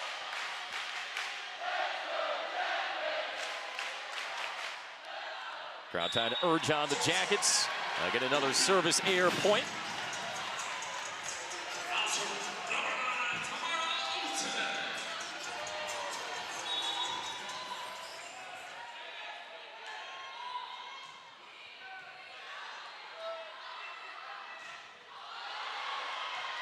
And off the outside edge of the block for an Mbanu point. That's a matchup right away. Zero hesitation from setter Lotharo going out. Mbanu had the matchup against D'Amico, Georgia Tech setter. That's early on when they get that rotation. That's where the ball's going. And Mbanu starting to wake up in this third set.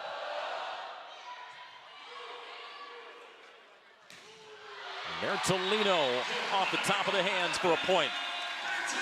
These are the Bergmann buddies. You're going to need a 5-hitter offense to beat a Louisville squad. So Bertolino coming up with a big swing to say, hey, yes, I can score against Louisville as she goes to serve.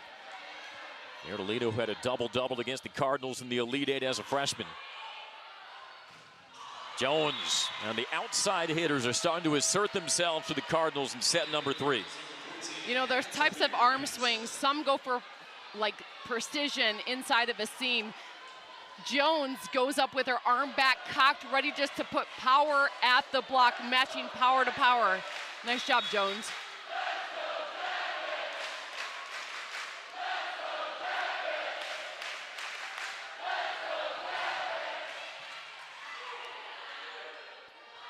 Otene from the back. The up by Jones. And the kill by Chaussee off the tool, and Louisville the first to 20. And the way Chaussee swings, it's going hard, sharp into the seams when she's going for her power shot. Just incredible pace, working the block straight down.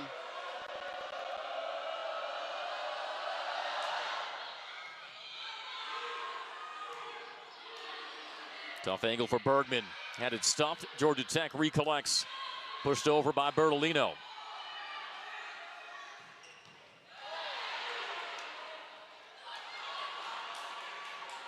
A back set to Chaussee, and she hammers it down. And Chaussee playing at an all-American level in this third set when the Cardinals needed it most. This is why you train your libero to set. So Elena Scott coming out, moving forward, reversing the ball to the outside. That's a butter set right there for the put away. Chaussee up to 17 kills along with 4 digs.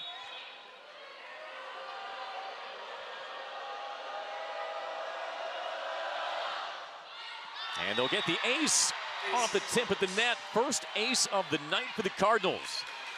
And it's now a 9-point lead.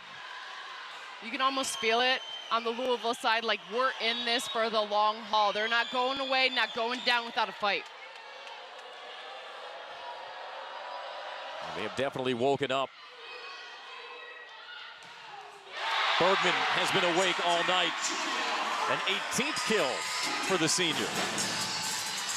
You know, I'm in the middle of 5 kids, and when one brother or sister was awake, they go and wake up the others. Well, Bergmann needs to go around and shake everyone up and say, hey, let's take the pass, over-communicate with what Louisville wants to do, and play together. Were you the one who was always waking up your brothers and sisters? Oh, or was no it somebody chance. else? You were always trying to sleep in? Oh, sleep in, I didn't even understand beauty sleep back then. I just like, oh, this feels so good.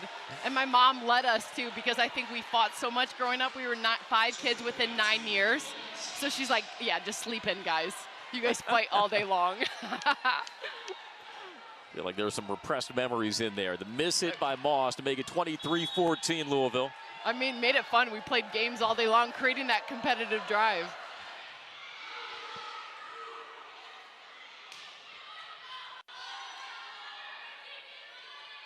Jones change of speed. What a layout by Otene.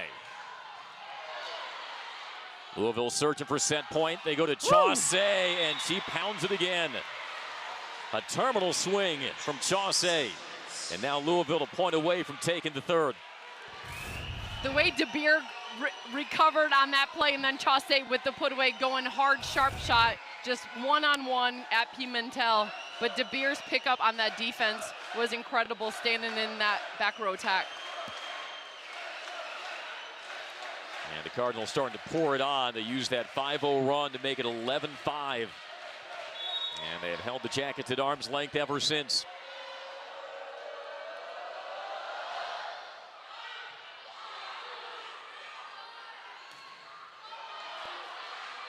Otene from the back, pops it high for Bergmann. Pancaked over by the Cardinals. What a dig there. And Bergmann sails it. And set number 3 belongs to Louisville. And you have a sense it is game on in Atlanta. 25-14 Louisville as we head to set number 4.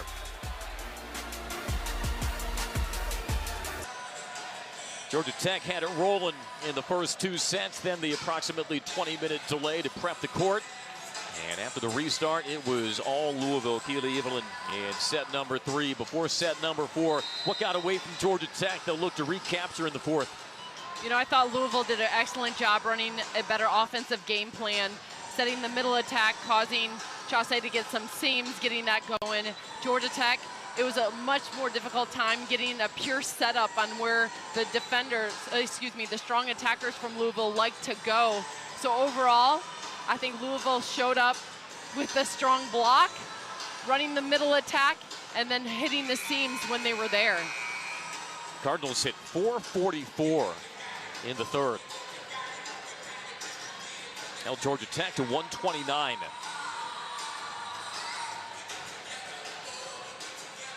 And DeBeer, I know she wants to be back on the front row to get her offense going, but defensively, coming up with some major digs to keep rallies going. You know, the fans are cranked up in O'Keefe, and you know, the heat is on between 2 top 13 opponents. You know, Andy, the heat is on, and then self-nicknamed Lava Girl, Julia Bergmann, can take over a match and light it up when need to. So if she can take over this match, this set, good things could happen for Tech. And Lava Girl, because, well, she's got the red hair, like in the movie, and she is liable to erupt at a moment's notice as that one sails long from Otene. And Louisville gets the first point of the 4th.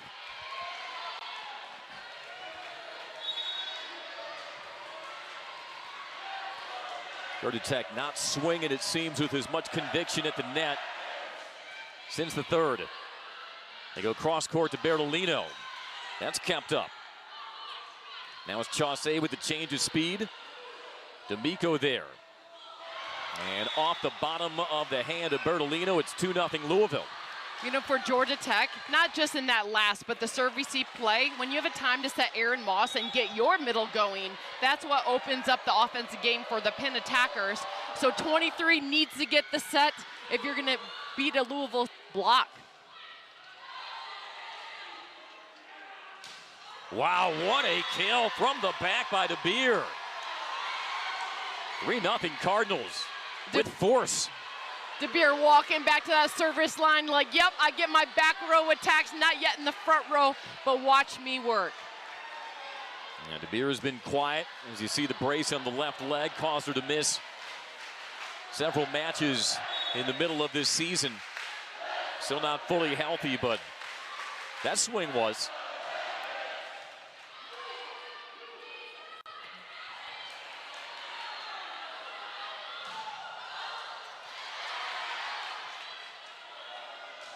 Bertolino with the cut shot. Played up by the Cardinals. They go back set to Jones. He changes speed. Layout by Pimentel. Bergmann has to wait for it. Oh, miss hit. It'll be a transition ball for the Jackets. They set Otene. Swing out of the middle, kept up by the Cardinals. They try for the dump. And now Chaussee gets blocked. And tapped down by Moss. Louisville is livid. It'll be a point Tech. The yellow card brandished toward Danny Busboom Kelly. Well, Georgia Tech had to wait a while for its first point of the set. And Andy, this is not a call you can challenge, so it's a subjective call. The up official identifying that the ball was going over, and middle, Aaron Moss had a play on it, so get it to Georgia Tech. And what Louisville's saying is that ball was never going over. Moss reached over to try to make a play, but bad news for Louisville. You cannot challenge this call. And brought some smelling salts to the O'Keefe Gymnasium crowd. You're right. Fifth kill for Aaron Moss.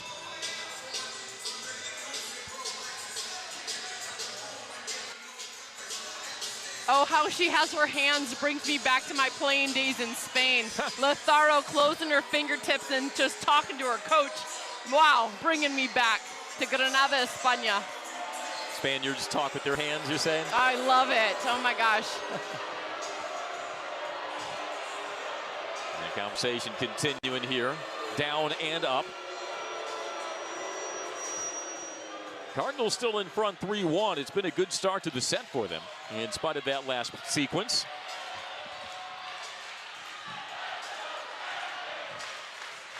You got Chaussee. This is good rotations for the side out for Louisville. And Georgia Tech just holding their breath for 2 more rotations until Bergmann's back in the front row.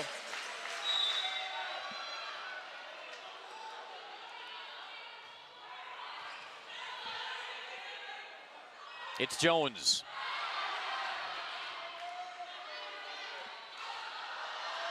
Oh, the pancake. Bertolino keeps it up. Can Louisville find the shot? Dig Bergmann. Bergmann from the back. What action we have. Back-to-back points. Chaussee on the change of speed.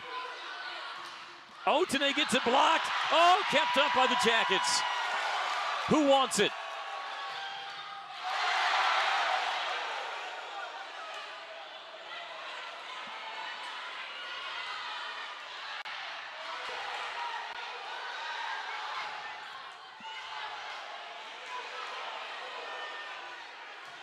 There it is from Otene.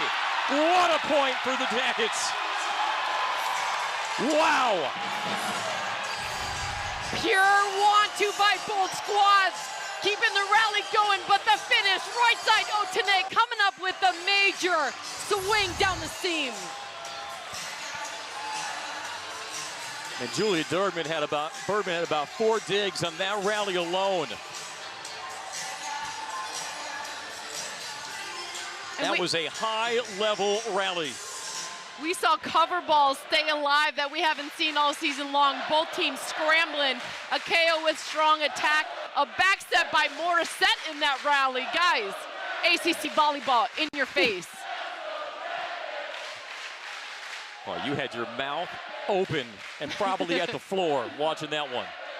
3-2 Louisville. Back-to-back points by the Jackets.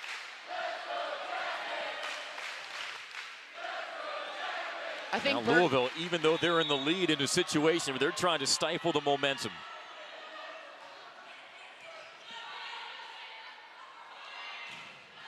And Jones gets it off the hands.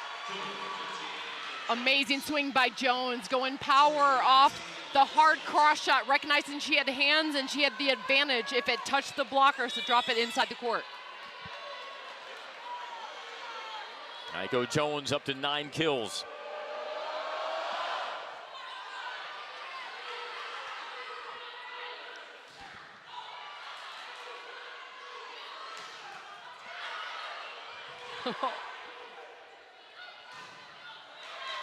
Block touch, Louisville on the attack. Chaussee punched over. We continue. How many rallies can two teams have early in a set? Georgia Tech gets the point. Pure want to. Right here, Georgia Tech not going away. The scramble. Two teammates from Louisville side colliding underneath the court. That's a straight collision. You can't blame the floor for that one. We saw Michelle Collier. You'd said she's normally a very stoic observer. Even she was getting fired up. She knows what's at stake.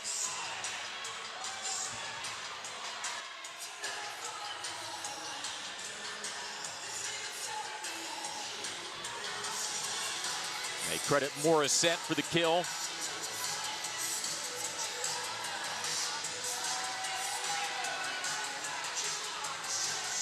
You know, both teams, I think the picture tells the story. They're leaving it all on the court.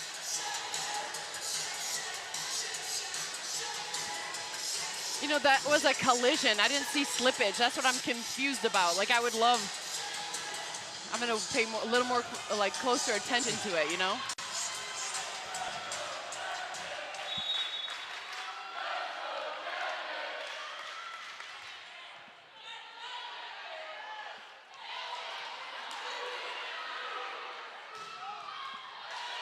Let's go, Elena Scott.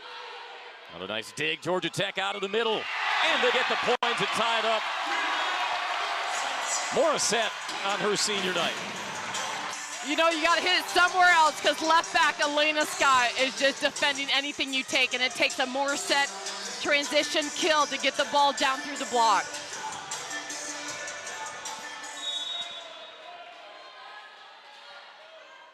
And for the Cardinals, it jumped ahead 3-0. Overpass. Well, they play on. Georgia Tech howling. And now they finally get the points. The fight is there. You know how I said I was the middle of 5 kids waking up your siblings? Bergmann needed to do that. She did. Everyone's lighting it up. You got some fire starting on the Georgia Tech side. And I think it really started with that long rally when the Jackets were down 3-0. Chaussee, cross-court corner, precision. Chaussee, just placement, but the set by Lothario going to the outside. The location, a lot of times when you're trying to go flat, you pass the antenna, but she delivers a set that drops in beautifully at that antenna area for that rip. Back knotted at 5. Pimentel got eaten up on that, and it turns into an ace. From the player who has the most of those this season, Nico Jones. Yeah, Jones, imagine just like, she's 6'2", I'm sure her arm span is longer. Look at that, coming at you like a strong pitcher, swinging with a jump flow down at an angle. Georgia Tech goes middle, and it's crushed home by Morissette. That's almost like they got the Louisville memo, like, oh yes, let's go ahead and set our middle, and then we can get our offense going. So you see D'Amico getting now Morissette in the front row going offensively. That's going to open up Bergmann's pin attack later on. Awkward serve received. Chaussee kept up by Bertolino. Oh, and a miss hit by Bergmann. Kind of got twisted around trying to find it.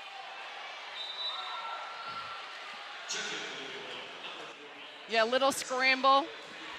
you almost want to take the memo to one player. You'd be like, hey, this is what we did, honestly.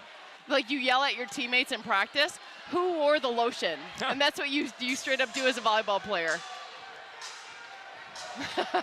And then you get ripped. If you're the player that accidentally wore the lotion, you just keep your mouth shut and you're like, I won't do that tomorrow. And it's an error.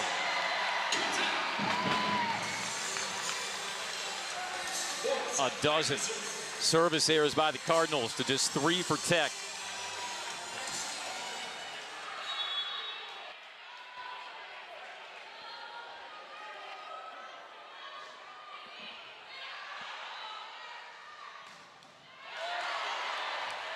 D'Amico feeds Bergmann. Georgia Tech to regroup. Bergmann just muscles it through. Played over by the Cardinals. Back set, the slide, the dig by Hendricks. We have a player shaken up by the Cardinals. And so play blown dead in the middle of the rally. Michelle Collier doesn't like that.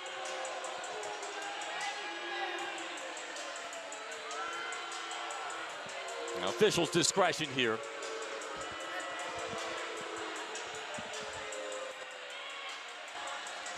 We'll see it again.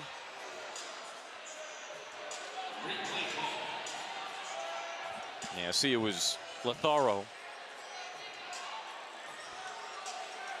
And then behind her, Chaussee was kind of pressing down on the floor. Yeah, I saw something drop on the floor like a black hair tie, but... And off the slide attack, it's Tillman to give the Cardinals the lead again. Yeah, let's see this one again. So you see that black? Oh, yeah, there is, yeah. But then it looks like her foot got stuck. It did not touch that black thing. But then number 9, interesting. Yeah, Chaussee scrambling is interesting. 1 or 2 part of the floor came up. Oh, look at this. Great effort by the Cardinals. They can't get it up, though. And it's a kill for Julia Bergmann, number 19.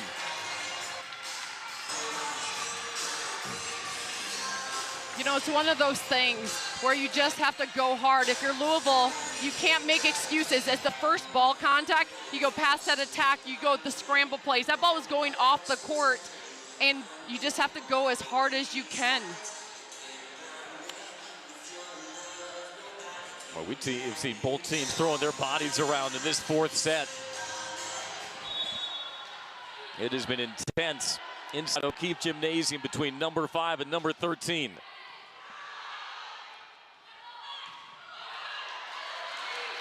Pimentel up to her feet quickly. Dumped on 2, Pimentel the dig. Bergmann blocked. Bergmann thinking the ball was going to go a little further to the outside, jumped, and the ball was died inside to catch that net on the swing. But right now, Louisville happy to come up with that point, shaking it off and saying, okay, we're back in this. Yeah, up official obscures our vantage point on those far side swings. And that was into the net. Lazaro was there for the challenge in Louisville. These teams alternating points, 9-8. Who's got the first run in them in the 4th?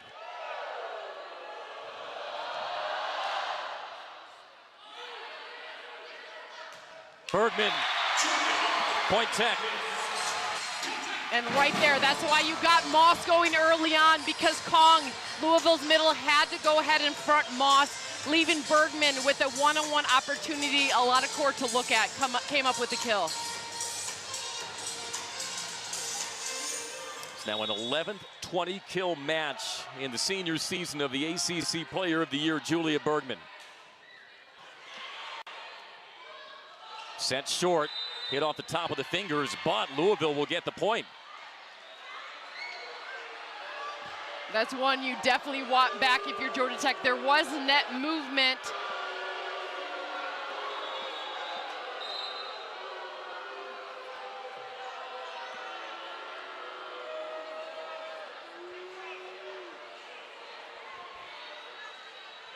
Now the point belongs to the Cardinals. It's 10-9. And that was an off-platform shot by Kong. Would have been a chance for transition for the Jackets. Instead, Louisville takes the point.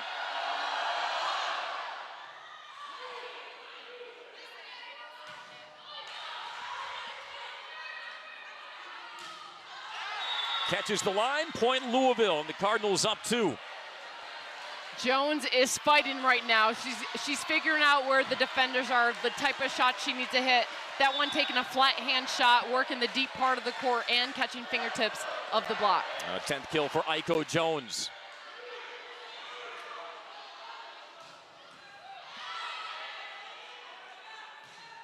Wow. Thunderous swing from the back by DeBeer. As Michelle Collier called time here with her team down 3. And she will. 3-0 spurt by the Cardinals. Midway through set number 4 with Georgia Tech leading 2-1. Neither team given an inch.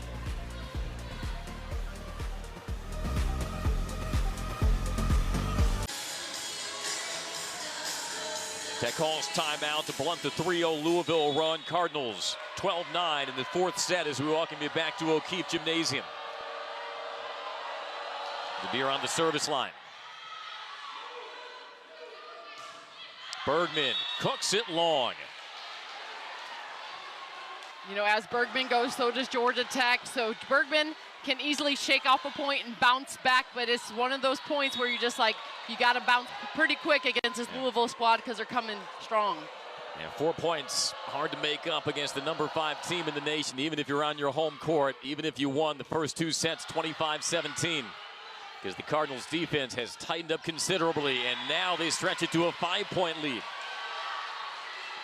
Chaussee's feeling it, recognizing her shots available. The off-speed shot into the hand, working any fingertips. She's coming up with the tool and the point.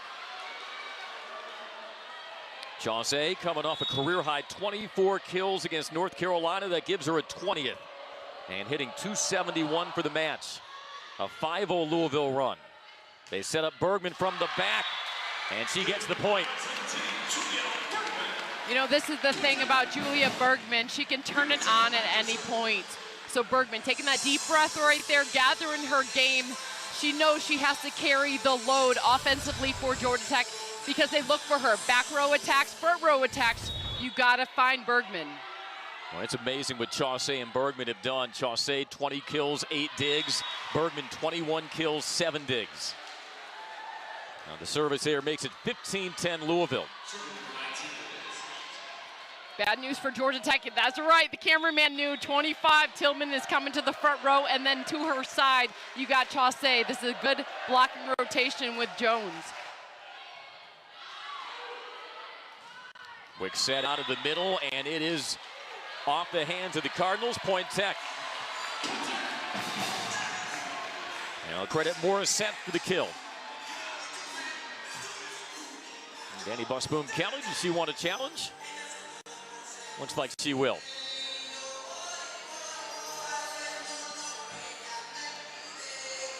We'll see if this point stands through review. Feel like we should start charging admission. Yeah. All the fans near our monitor here. That's right. Hey, Georgia Tech students know where to find the answer. They're coming to our screens, checking it out. You know, Tillman looked at her coach, Busboom Kelly, and said, I didn't touch it. Looked over at Chaussee. Chaussee, did you touch it? Chaussee said no. So 2 blockers with body language to their coach saying, hey, go ahead and use your challenge card. First look, what do you think, Keely? I'm thinking the line judge saw the finger going forward, the left hand of Tillman, and thought that was a touch, but it was just her fingers going forward to close off that block. But I'm seeing that ball clear the hand without any extra motion of fingers going backwards. So this point should be reversed to Louisville.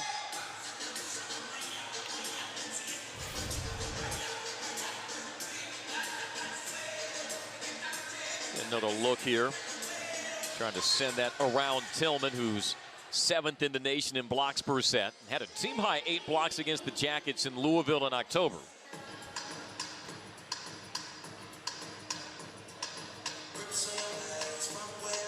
It's 15-11 currently. Should the call get overturned, it'll be 16-10 Cardinals. Yeah, I'm seeing no finger motion going backwards. for Tillman, or even change of the ball spinning.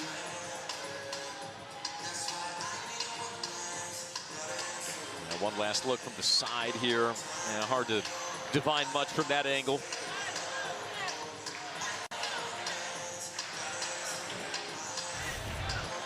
Yeah, I'm with you. I think this call is getting reversed.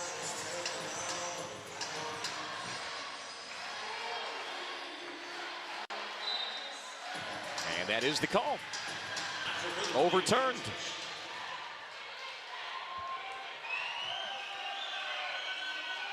These are good rotations for Louisville right now. You got 3 strong blockers and your strongest attackers all together. So if you're Louisville, you got to push points, and Georgia Tech just still needs to find either that right side or middle attack. Cardinals trying to extend a 7-1 run. We were knotted at 9. Bertolino rattles it through the hands for the point. Georgia Tech needed that, just needed some offense from Bertolino. She's been so solid defensively, but just to bring some thinking about the block, like, hey, think about Bertolino out there to ease up that right side and middle block.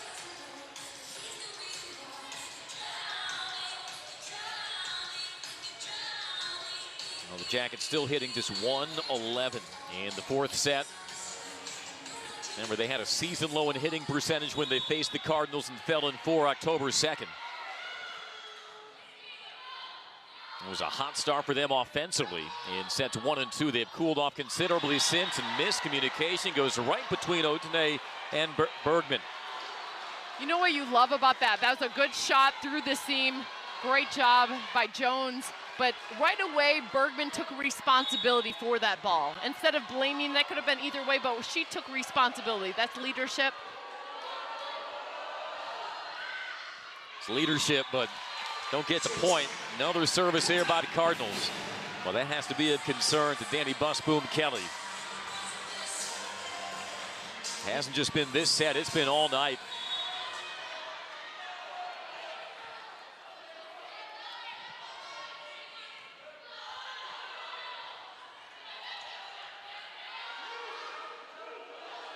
Bergmann. So this is a situation right now, Andy. If you're Georgia Tech, you're really just trying to work for momentum and getting your game back, because you know you have the set advantage, even if this was to go to the 5th set. For Louisville, they just really want to like dominate the game and show their dominance to put Georgia Tech back on their heels. So if Georgia Tech can get their game going, recover, that might tighten up Louisville.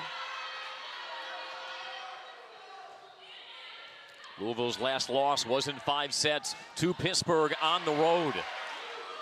Georgia Tech coming off a 5-setter on the road, a win over Florida State when they dropped the first 2 sets. Bergmann can't crash it down.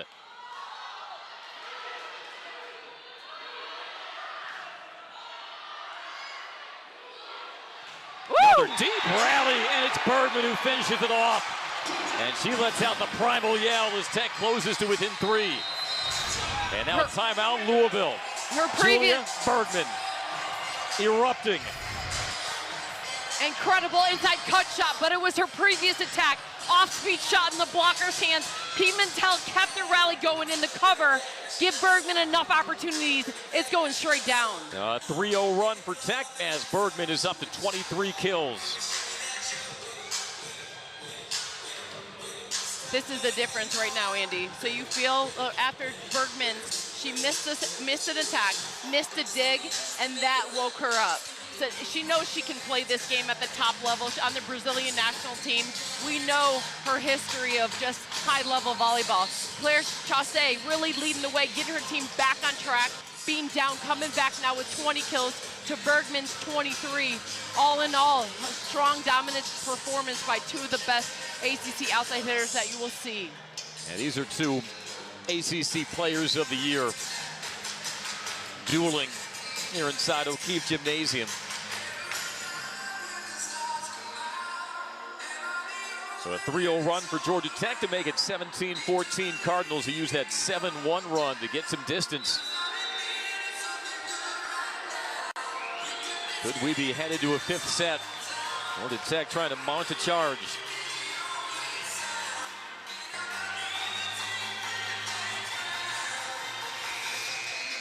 What do you think the Cardinals drew up in the huddle to get the side out? I like the rotation right now, going Chaussee outside, getting her the matchup against D'Amico, Georgia Tech setter. So if you get a good pass, that's where I'm going with the first ball contact. Reigning ACC Coach of the Year looking on. And the music was still playing while the ball was in play, so we'll do that again. Sometimes you get lost in the music. That's right. And you know, Evelyn. a lot of times you practice with music, so for the players, it was like no big deal. And they probably were tuning it out.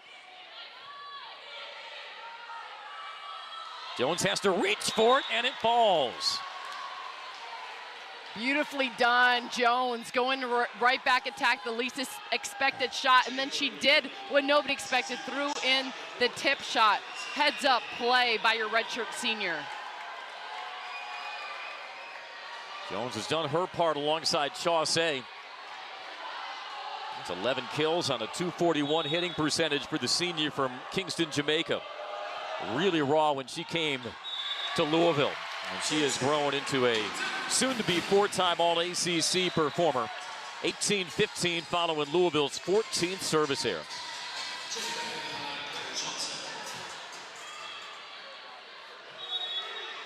This is the rotation. You want to go with Tillman if you can get her the ball. They will go to her, but it was blocked, and it was Bergmann. Bergmann knew Tillman was getting the ball as well. That's a solo with the setup. Watch how Bergmann sets up where the ball's going to drop. Eyes down, clamping it right down. You feeling some want to, Lava Girl. That's a fourth block for Bergmann.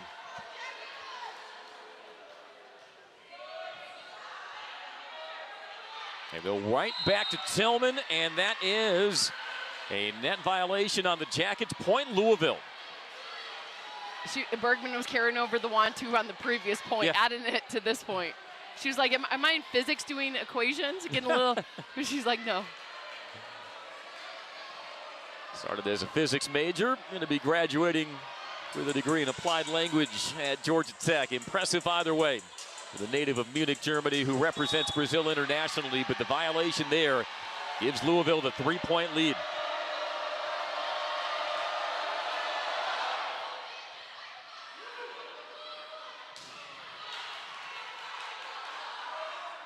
Kong from the outside. That was blocked. And that's long. Oh, they're going to say it was touched by the Jackets. And Michelle Collier wasting no time going to the challenge.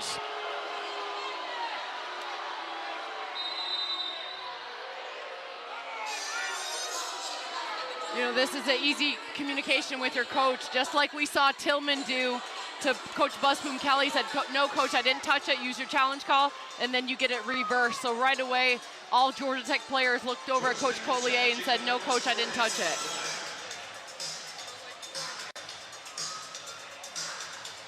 It was a choreographed outcry from the Jackets after they looked to the up official and saw the point was going to Louisville. So we'll see what replay says here. And if there was a touch.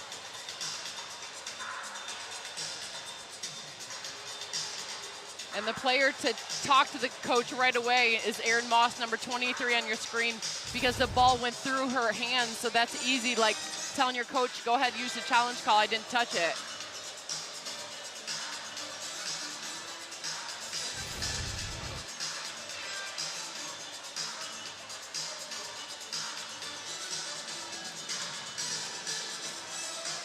It is coming right Watch this back here. set.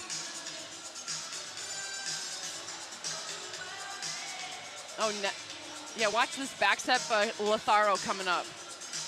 Ooh. Oh, they say there was no touch on Bergmann? Well, this is the thing. The ball ended. Coach Collier might have seen this no touch by Bergmann that the net actually blocked the ball back. Yeah. So Coach Collier said, I don't care about the last point. I'm going to give the challenge card for the net ball because Interesting. Coach Collier is brilliant, man. Yeah, because it looked from a couple of those angles like that ball clipped the tape, but not Bergmann. I see her hands are clear of the ball. You're right. As it recoils back on Louisville's side. You know, it's fun because that might count as a block for Bergmann just in her stats, right? So that's how you can cushion your stats, a little net help on the block.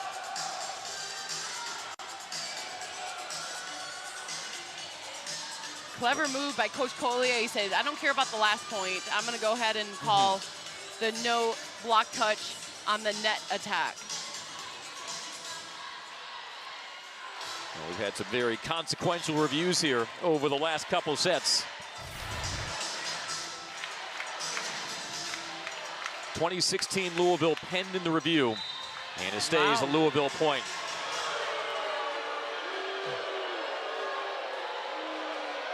Now, Michelle Collier doesn't like it.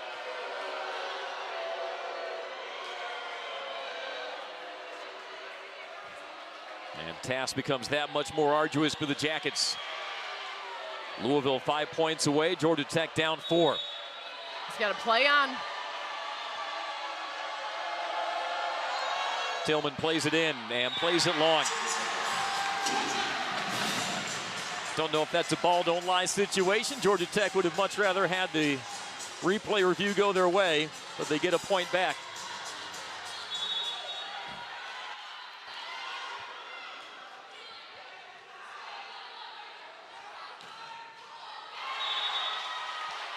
Muscled through by Mbanu.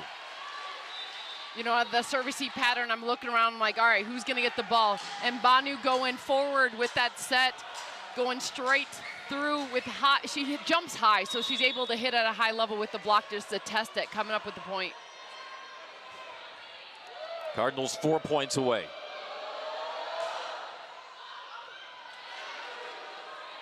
Otene winds up, down the line, gets the point. You gotta love that. Otene just testing the setter playing defense. You know, Latharo was just squaring up. Didn't really expect that line shot going straight at her. Sorry, girl, I can't blame the floor on that one. That was just a good hit. It's coming right at you. A couple of line shot kills by the native of Auckland, New Zealand, Tamara Otene.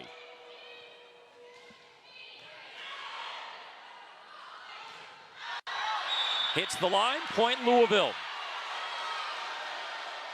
Great set and delivery, and then going to the right side for the put away.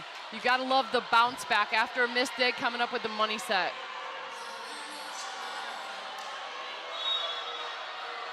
Latharo with a 46th assist, which is a tie of a season high. Service air makes it a 3-point game again.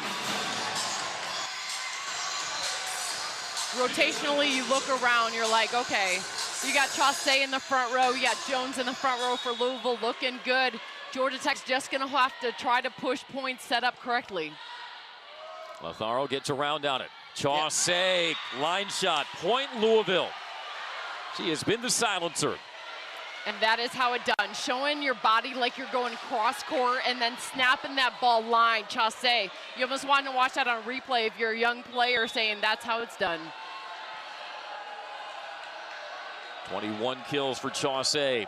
The serve by Scott, 23-19 Cardinals.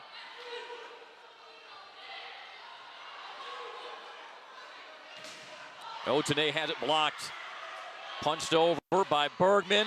And a point for the Cardinals, and now a point away from sending us to a 5th set. Michelle Collier wants timeout.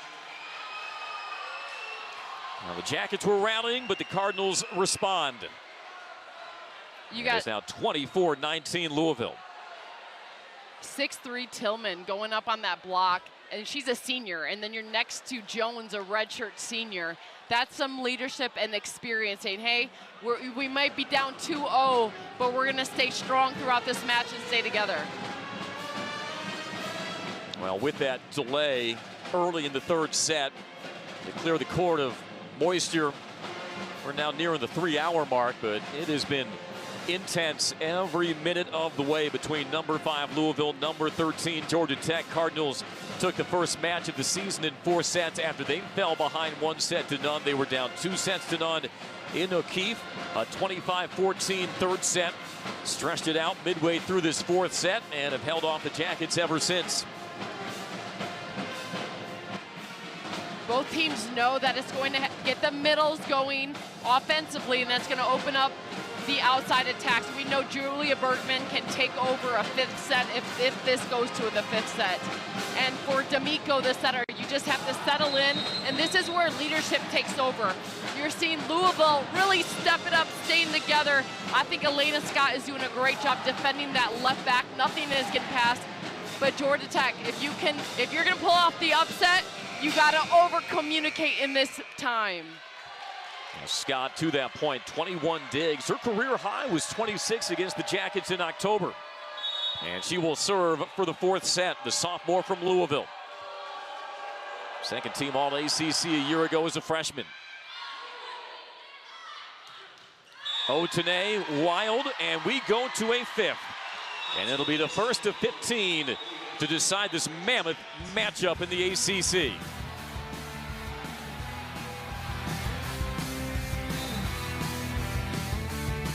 They said go for a drive, and these snaps have been unbeatable. So we're getting Chevron with Techron for unbeatable mileage. Paying with the Chevron app makes this stop a snap, a very quiet snap. Unbeatable mileage for unbeatable drives. True story. 4 preeminent programs meet to tip off the season every year. Kentucky, Michigan State, Duke, Kansas. Experience the State Farm Champions Classic. Begins Tuesday at 7 on ESPN. First time since 2014, the Jackets and Cardinals have battled to a fifth set. Georgia Tech has not beaten Louisville since 2016. They fell in 4 sets at Louisville in October. They're in a rematch of the regional final a season ago. And the Cardinals responding, taking sets 3 and 4. Georgia Tech had to wait until last Sunday, its last match, to play its first 5-setter of the season, which was a come-from-behind win over Florida State. Didn't have to wait very long for that next 5-setter. Now, Louisville has been the sharper team of late, but a fifth set is a completely different creature, as you know well, Keely. Yeah, you have to bounce back and take care of the little things. So Louisville's, I think, looking strong defensively, offensively. I think 22 Lozaro, the setter, doing a good job mixing up the offense, really causing the Georgia Tech block and defense not able to set up where they want to. We saw the first 2 sets. For Georgia Tech, you got to shake off those last 2 sets, wake it up. I hope for Georgia Tech number 23, number 11, you got your senior middles. They need to step up and get some offense going to ease up that offensive stress that everyone else is carrying. Louisville out hitting the Jackets 295 to 219, and this was after Tech at 440 in the first set as Michelle Collier watches on. Her team 45-6 at home over the last 4 seasons. Georgia Tech searching for its second win over a top 10 opponent in the regular season this year, which would be a program first.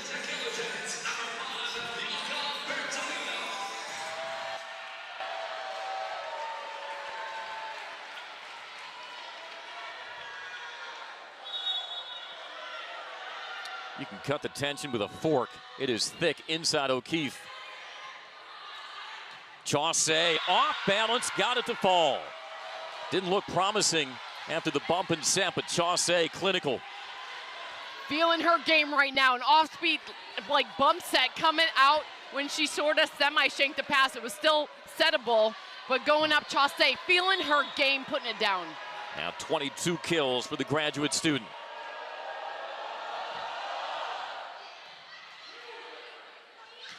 Georgia Tech tries to set up Moss, but she swings wild. 2-0 Louisville.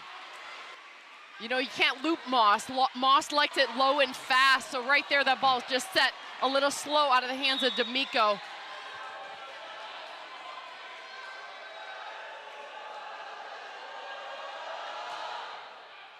Long, ace, instead turns into an error and is 2-1.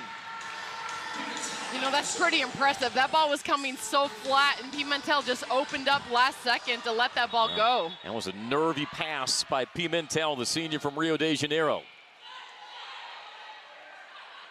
Chaussee kept up by Otene. Bergmann gets underneath it.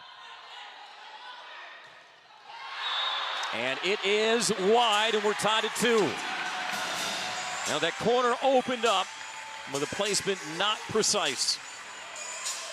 It was the dig on the first swing. Otene just keeping the ball, staying alive. Wow, Andy, I'm telling you what, if anyone, it's the attention to detail what's going to happen here and who can play fearlessly and stay together.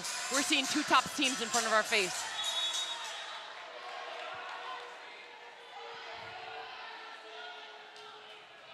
Wow. Oh, Pimentel. 8 up De Beers on the back, and it's a block from the senior Morissette to put Tech in front for the first time in set number 5. You know, I wasn't concerned about the out-of-system play because we saw Chaussee coming up with the previous kill. This time Akeo with the close with 4 hands in front of her face. Nice job, Morissette.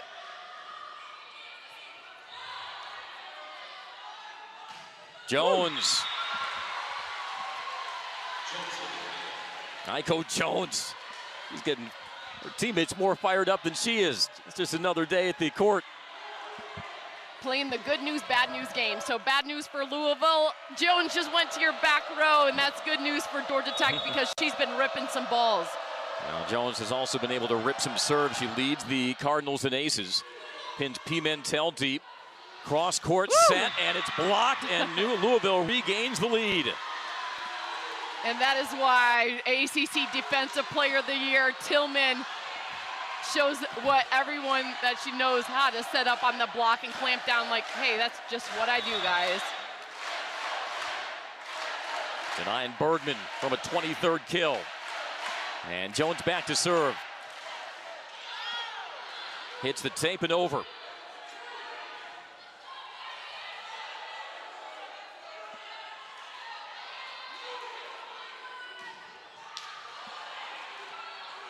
Chaussee.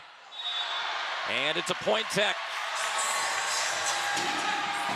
And even if it doesn't get a kill, you have to set your middle attack. So that was a whiff kill. That created the scramble. I thought Scott did a great job laying out, just crossing over in that seam, keeping the rally going, and that caused the out-of-system set that Chaussee hit into the antenna. But that, guys, is another reason you got to get your middles going early on in about every set. Yeah, rare attack here by Claire Chaussee. It knocks us at 4. They set up the slide. It is long. Sent wide on the go behind, and Tech a 2-0 spurt to regain the lead.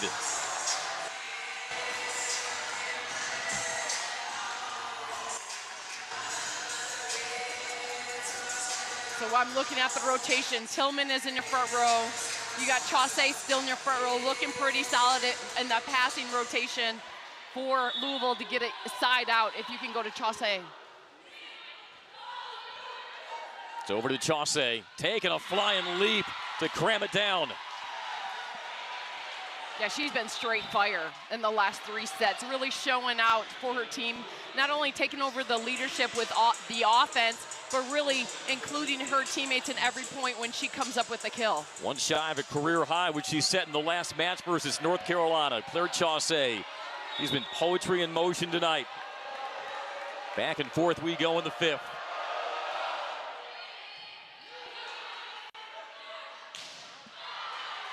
Georgia Tech regroups. They go quick.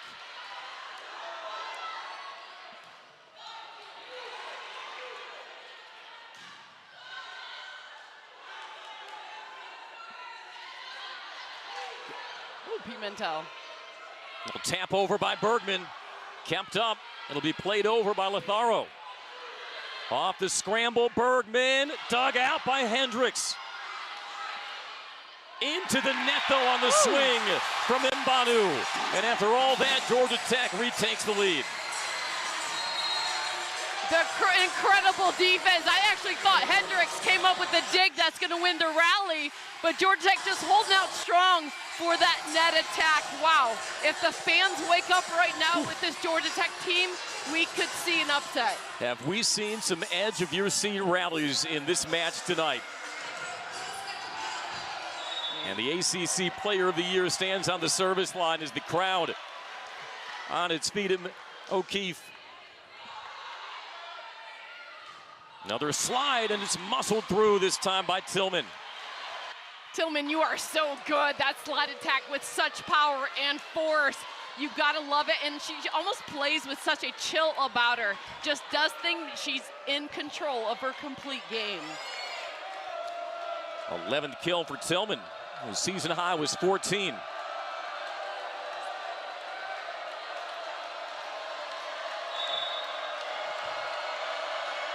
What an atmosphere. This is college volleyball at its finest.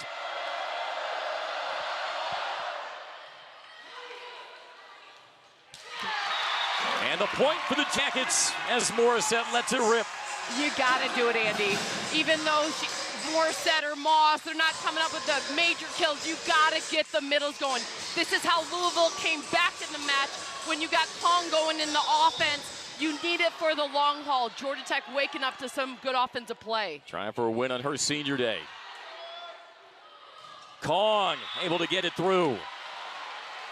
And we are tied once again. Who is going to flinch first in set number 5? That's one of those, anything you can do, I can do better moments. So you set your middle, hey, we got one of those too. Slide attack coming right at you by Kong. Kong has been selective in her swings tonight. That's a 5th kill for the junior.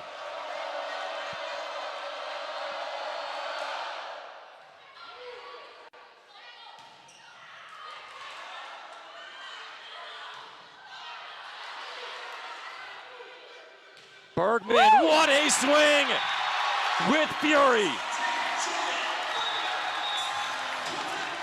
And we will switch sides with Tech on top 8-7. And dial-ups, kill number 23 for Julia Bergmann. You know, the dig by D'Amico to keep the play going. And then you had one of those hesitations. Pimentel knew she was going to Bergmann, but I think Bergmann registered a little late. She was coming her way. You gotta love the heart and fight. The fans now are waking up.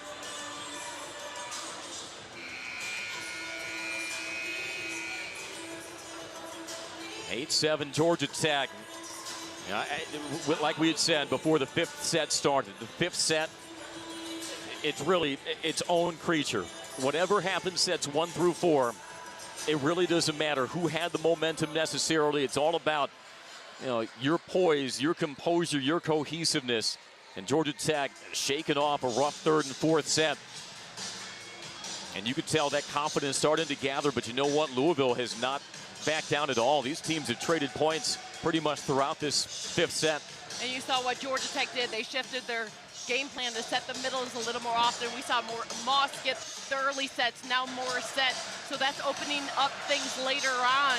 But I think overall, both teams are playing really strong right now. Yeah. It's been the first 2 sets, Georgia Tech played great. The 3rd and 4th set, Louisville played great. But now we're seeing 2 great teams going head to head. Yeah. Playing like 2 teams that faced each other in the Elite 8 last year and could both make runs to the Elite 8 this year and perhaps beyond.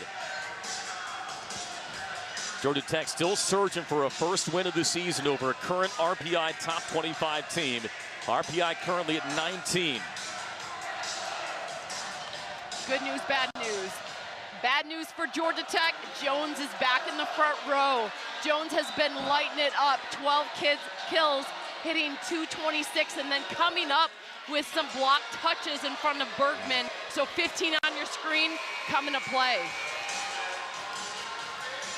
Out of the stoppage, Tamara Otene to serve it up for the Jackets.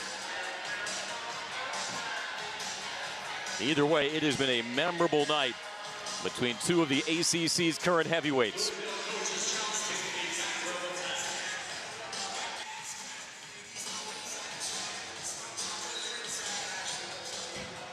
And this is what college volleyball is all about. Just an electric environment from the opening serve. Super smart. So it was a timeout, and Coach Buzz Boom-Kelly used the entire duration of the timeout. And now it's a challenge for the back row toes of Bergmann to see if she touched that 10-foot line. So Coach Buzz Boom-Kelly recognized that that long break between sets 2 and 3 was to her advantage, said, hey, I'm gonna get another long break. Bergmann's toes clearly behind that 10-foot line. Smart. Yeah, I don't think there was any controversy at all. You just saying that the challenge maybe was more strategic? Yes. Brilliant. Just to give her team a bit of a breather. Try to mess with the momentum of the Jackets, perhaps. Yeah, that's a very short coaching. review. High-level coaching right there. All right, so Otene to put it in. And that is long. One of the rare service errors of the night for Tech. You got a little coaching staff high five at that moment on the missed serve. And making Otene think about it just a little more.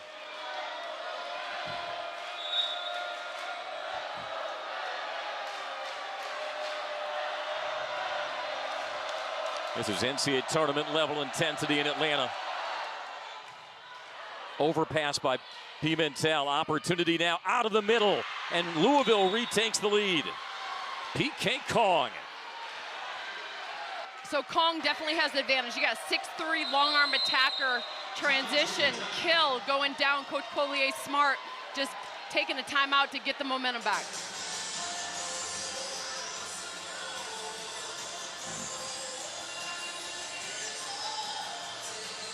So now 9-8 Cardinals in our fifth set. Now Louisville stay within a game of Pittsburgh as we come to the home stretch of conference play.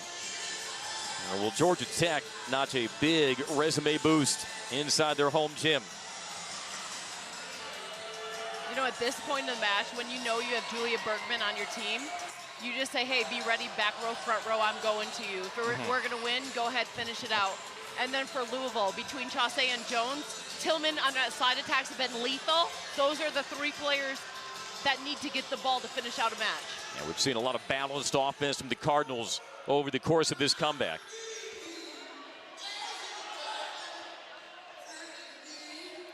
Chaussee has certainly been the showstopper with her 23 kills, equaling Bergmann's 23. And for Chaussee, a double-double. Also has 10 digs. And so for Chaussee, her fourth double-double of the season.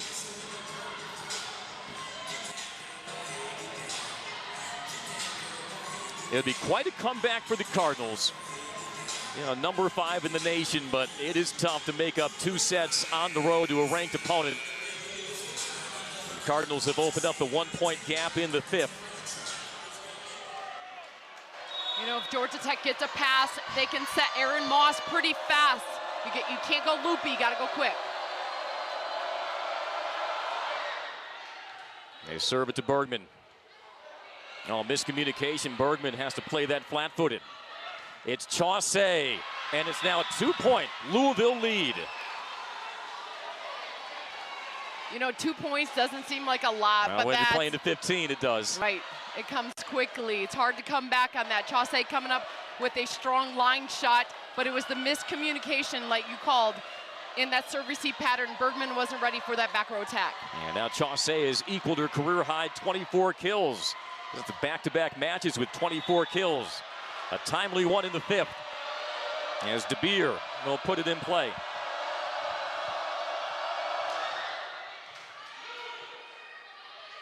Well, Loopy on the slide.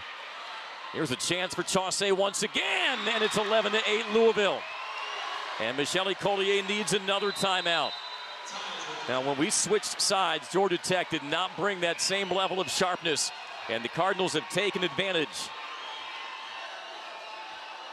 as it has turned into a 4-0 Louisville run. You know, I think Anna De Beer coming in, making strong serves. You know, when you're injured and you can't play your same front row game, you can still own a role. And I think the ball control, the defense, and now the service game of De Beer really showing her team the competitive nature that she carries. Yeah, De Beer, you know, she's not the same player that she wishes she could be because of that injury, but yeah, you bring a lot of poise to the floor, and, you know, these are the moments when you need that, and De Beer has certainly delivered. You know, she led Louisville in kills a season ago, was first-team All-ACC, a third-team All-American. But just her presence, with whatever she can give, has to be such a lift to this Louisville team. It really is. It takes a team effort to take any top-ranked team down, and whether it's Georgia Tech or Louisville and Pitt as well. Going strong, you got to stay together and just own your role. And I think Louisville has done a great job just bouncing back with team unity and over-communicating like they should. Trying to rip off 3 straight set wins and get out of O'Keefe with the win. They've got North Carolina and Chapel Hill on Sunday. That's the farthest thing from their minds. Trying to continue this 4-0 spurt.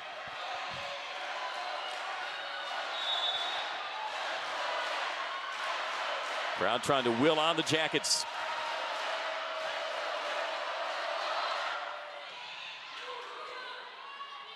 Popped up high for Bertolino.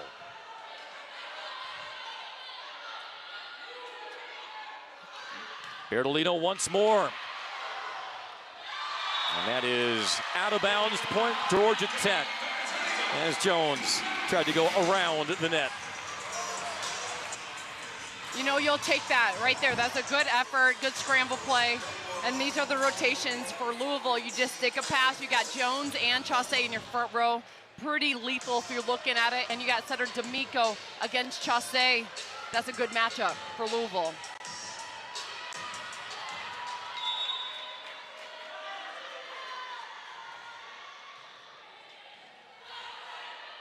Chaussee winds up, dunked by Pimentel. Oh, Otene just can't get there. So close to keeping that airborne, but Chaussee with another terminal swing. And it's 12-9 Louisville. When you watch Chaussee swing, it's just with precision and speed. So she goes up, identifies her shot, and then cracks it with such a pace. She's not trying to overpower, she's going sharp and where she wants to go on that court. But it seems like she's been swinging more powerfully as this match has gone on. Oh yeah, she's got it. It has been something to watch.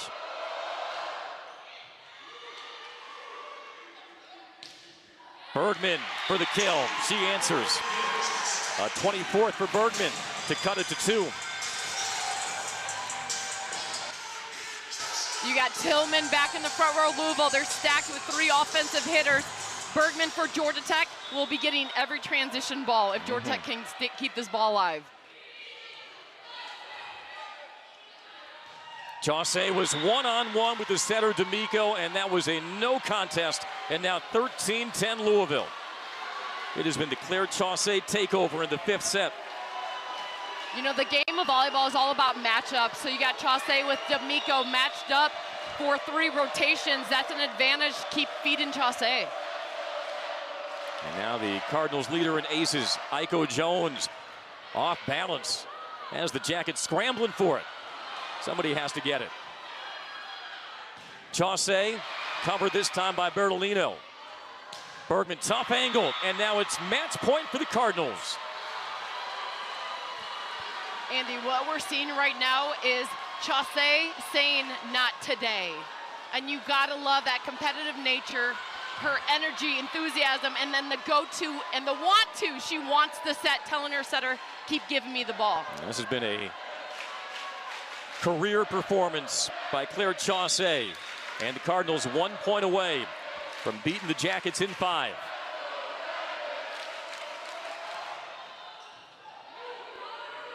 D'Amico feeds Bergmann, sent away at the net. They go short. Oh, layout.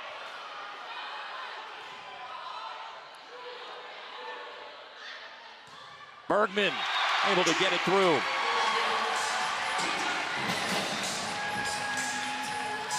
This is good news for Georgia Tech. They're back in a 3-hitter rotation. So Chaussee's going to be matched up against Otene, but Tillman in your front row, lethal on that slide attack. It's hard not to go to her.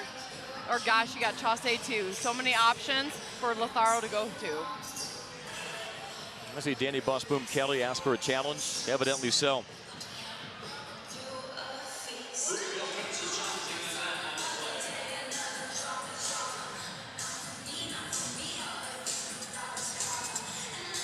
Not quite sure what prompted the challenge.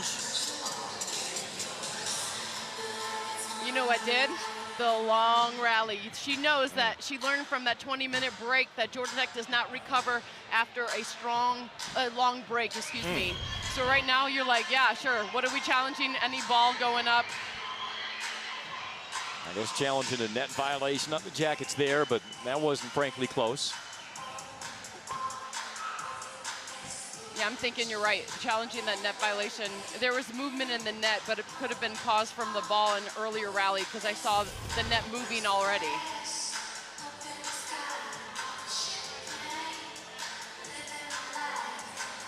Now Louisville still in command here in set number 5. We'll take another look. But you see how the net's already moving? Yeah. Great dig. Yeah, that was Scott. Yeah, it was still quivering, but not because of a touch by the Jackets. So, and how about Elena Scott? 25 digs, one shy of a career high, which she set versus Tech last month. And it is point Tech, as we thought. The Jackets still have their work cut out for them, down 14-11.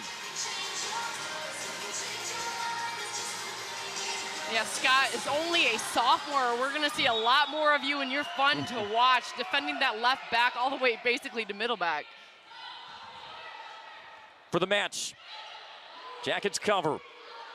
Bergmann, and that is wide, and Louisville comes all the way back. The Cardinals show their will tonight as Michelle Collier won a challenge. You can't take it with you. Yeah, she's going to challenge on the hope that it caught a deflection.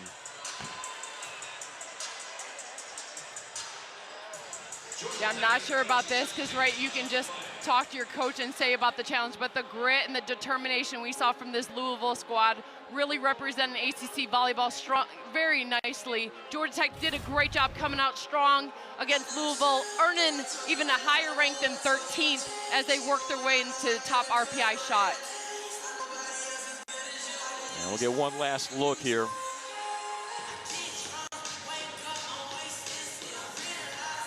Yeah, what you're looking for is the left hand or arm of Tillman because that's where the ball crossed, and I'm not seeing any contact from the block. Now, this was a hard-fought 5-setter. You knew whoever would fall would be disappointed, to say the least, especially Georgia Tech, which was up 2-0, but just could never seem to get their mojo back after that 20-plus minute delay to mop up the court and get it playable again. But as we say, both teams had to weather it. You know what I find funny? The Louisville team were like the most angry about the delay. Georgia Tech players just adjusting, but it was to their advantage. So you almost have to look back, and this is when you don't try to ride like emotional roller coaster and like it's to our advantage, and now you celebrate right there for a hard-fought comeback win. So for Louisville, a 6th win this season over an RPI top 25 team. A tough night for the Yellow Jackets as they had this place fired up through 2 sets, but the Cardinals show a lot of character on the road as they rally with wins in the 3rd set, 4th set, and 15-11 in the 5th. And the Cardinals take it in 5 over Georgia Tech tonight, but this was a heavyweight battle in O'Keefe. Louisville really showing why they're the 5th-ranked team in the nation, that unity and grit, and Georgia Tech 13th ranked, but really earning some major respect across the nation for their performance tonight. Georgia Tech falls to 18-6, 11-4 in the ACC. Cardinals improved to 23-2 and now 14-1 in league play. Number 5 versus number 13. It was everything we expected it would be inside a raucous O'Keefe Gymnasium tonight, but the victory goes to the visitors from Louisville in 5 sets. For Keela Eveland and our entire ACC Network crew, Andy Demetra saying so long from Atlanta. Thanks so much for watching this presentation of ACC Volleyball on ACC Network.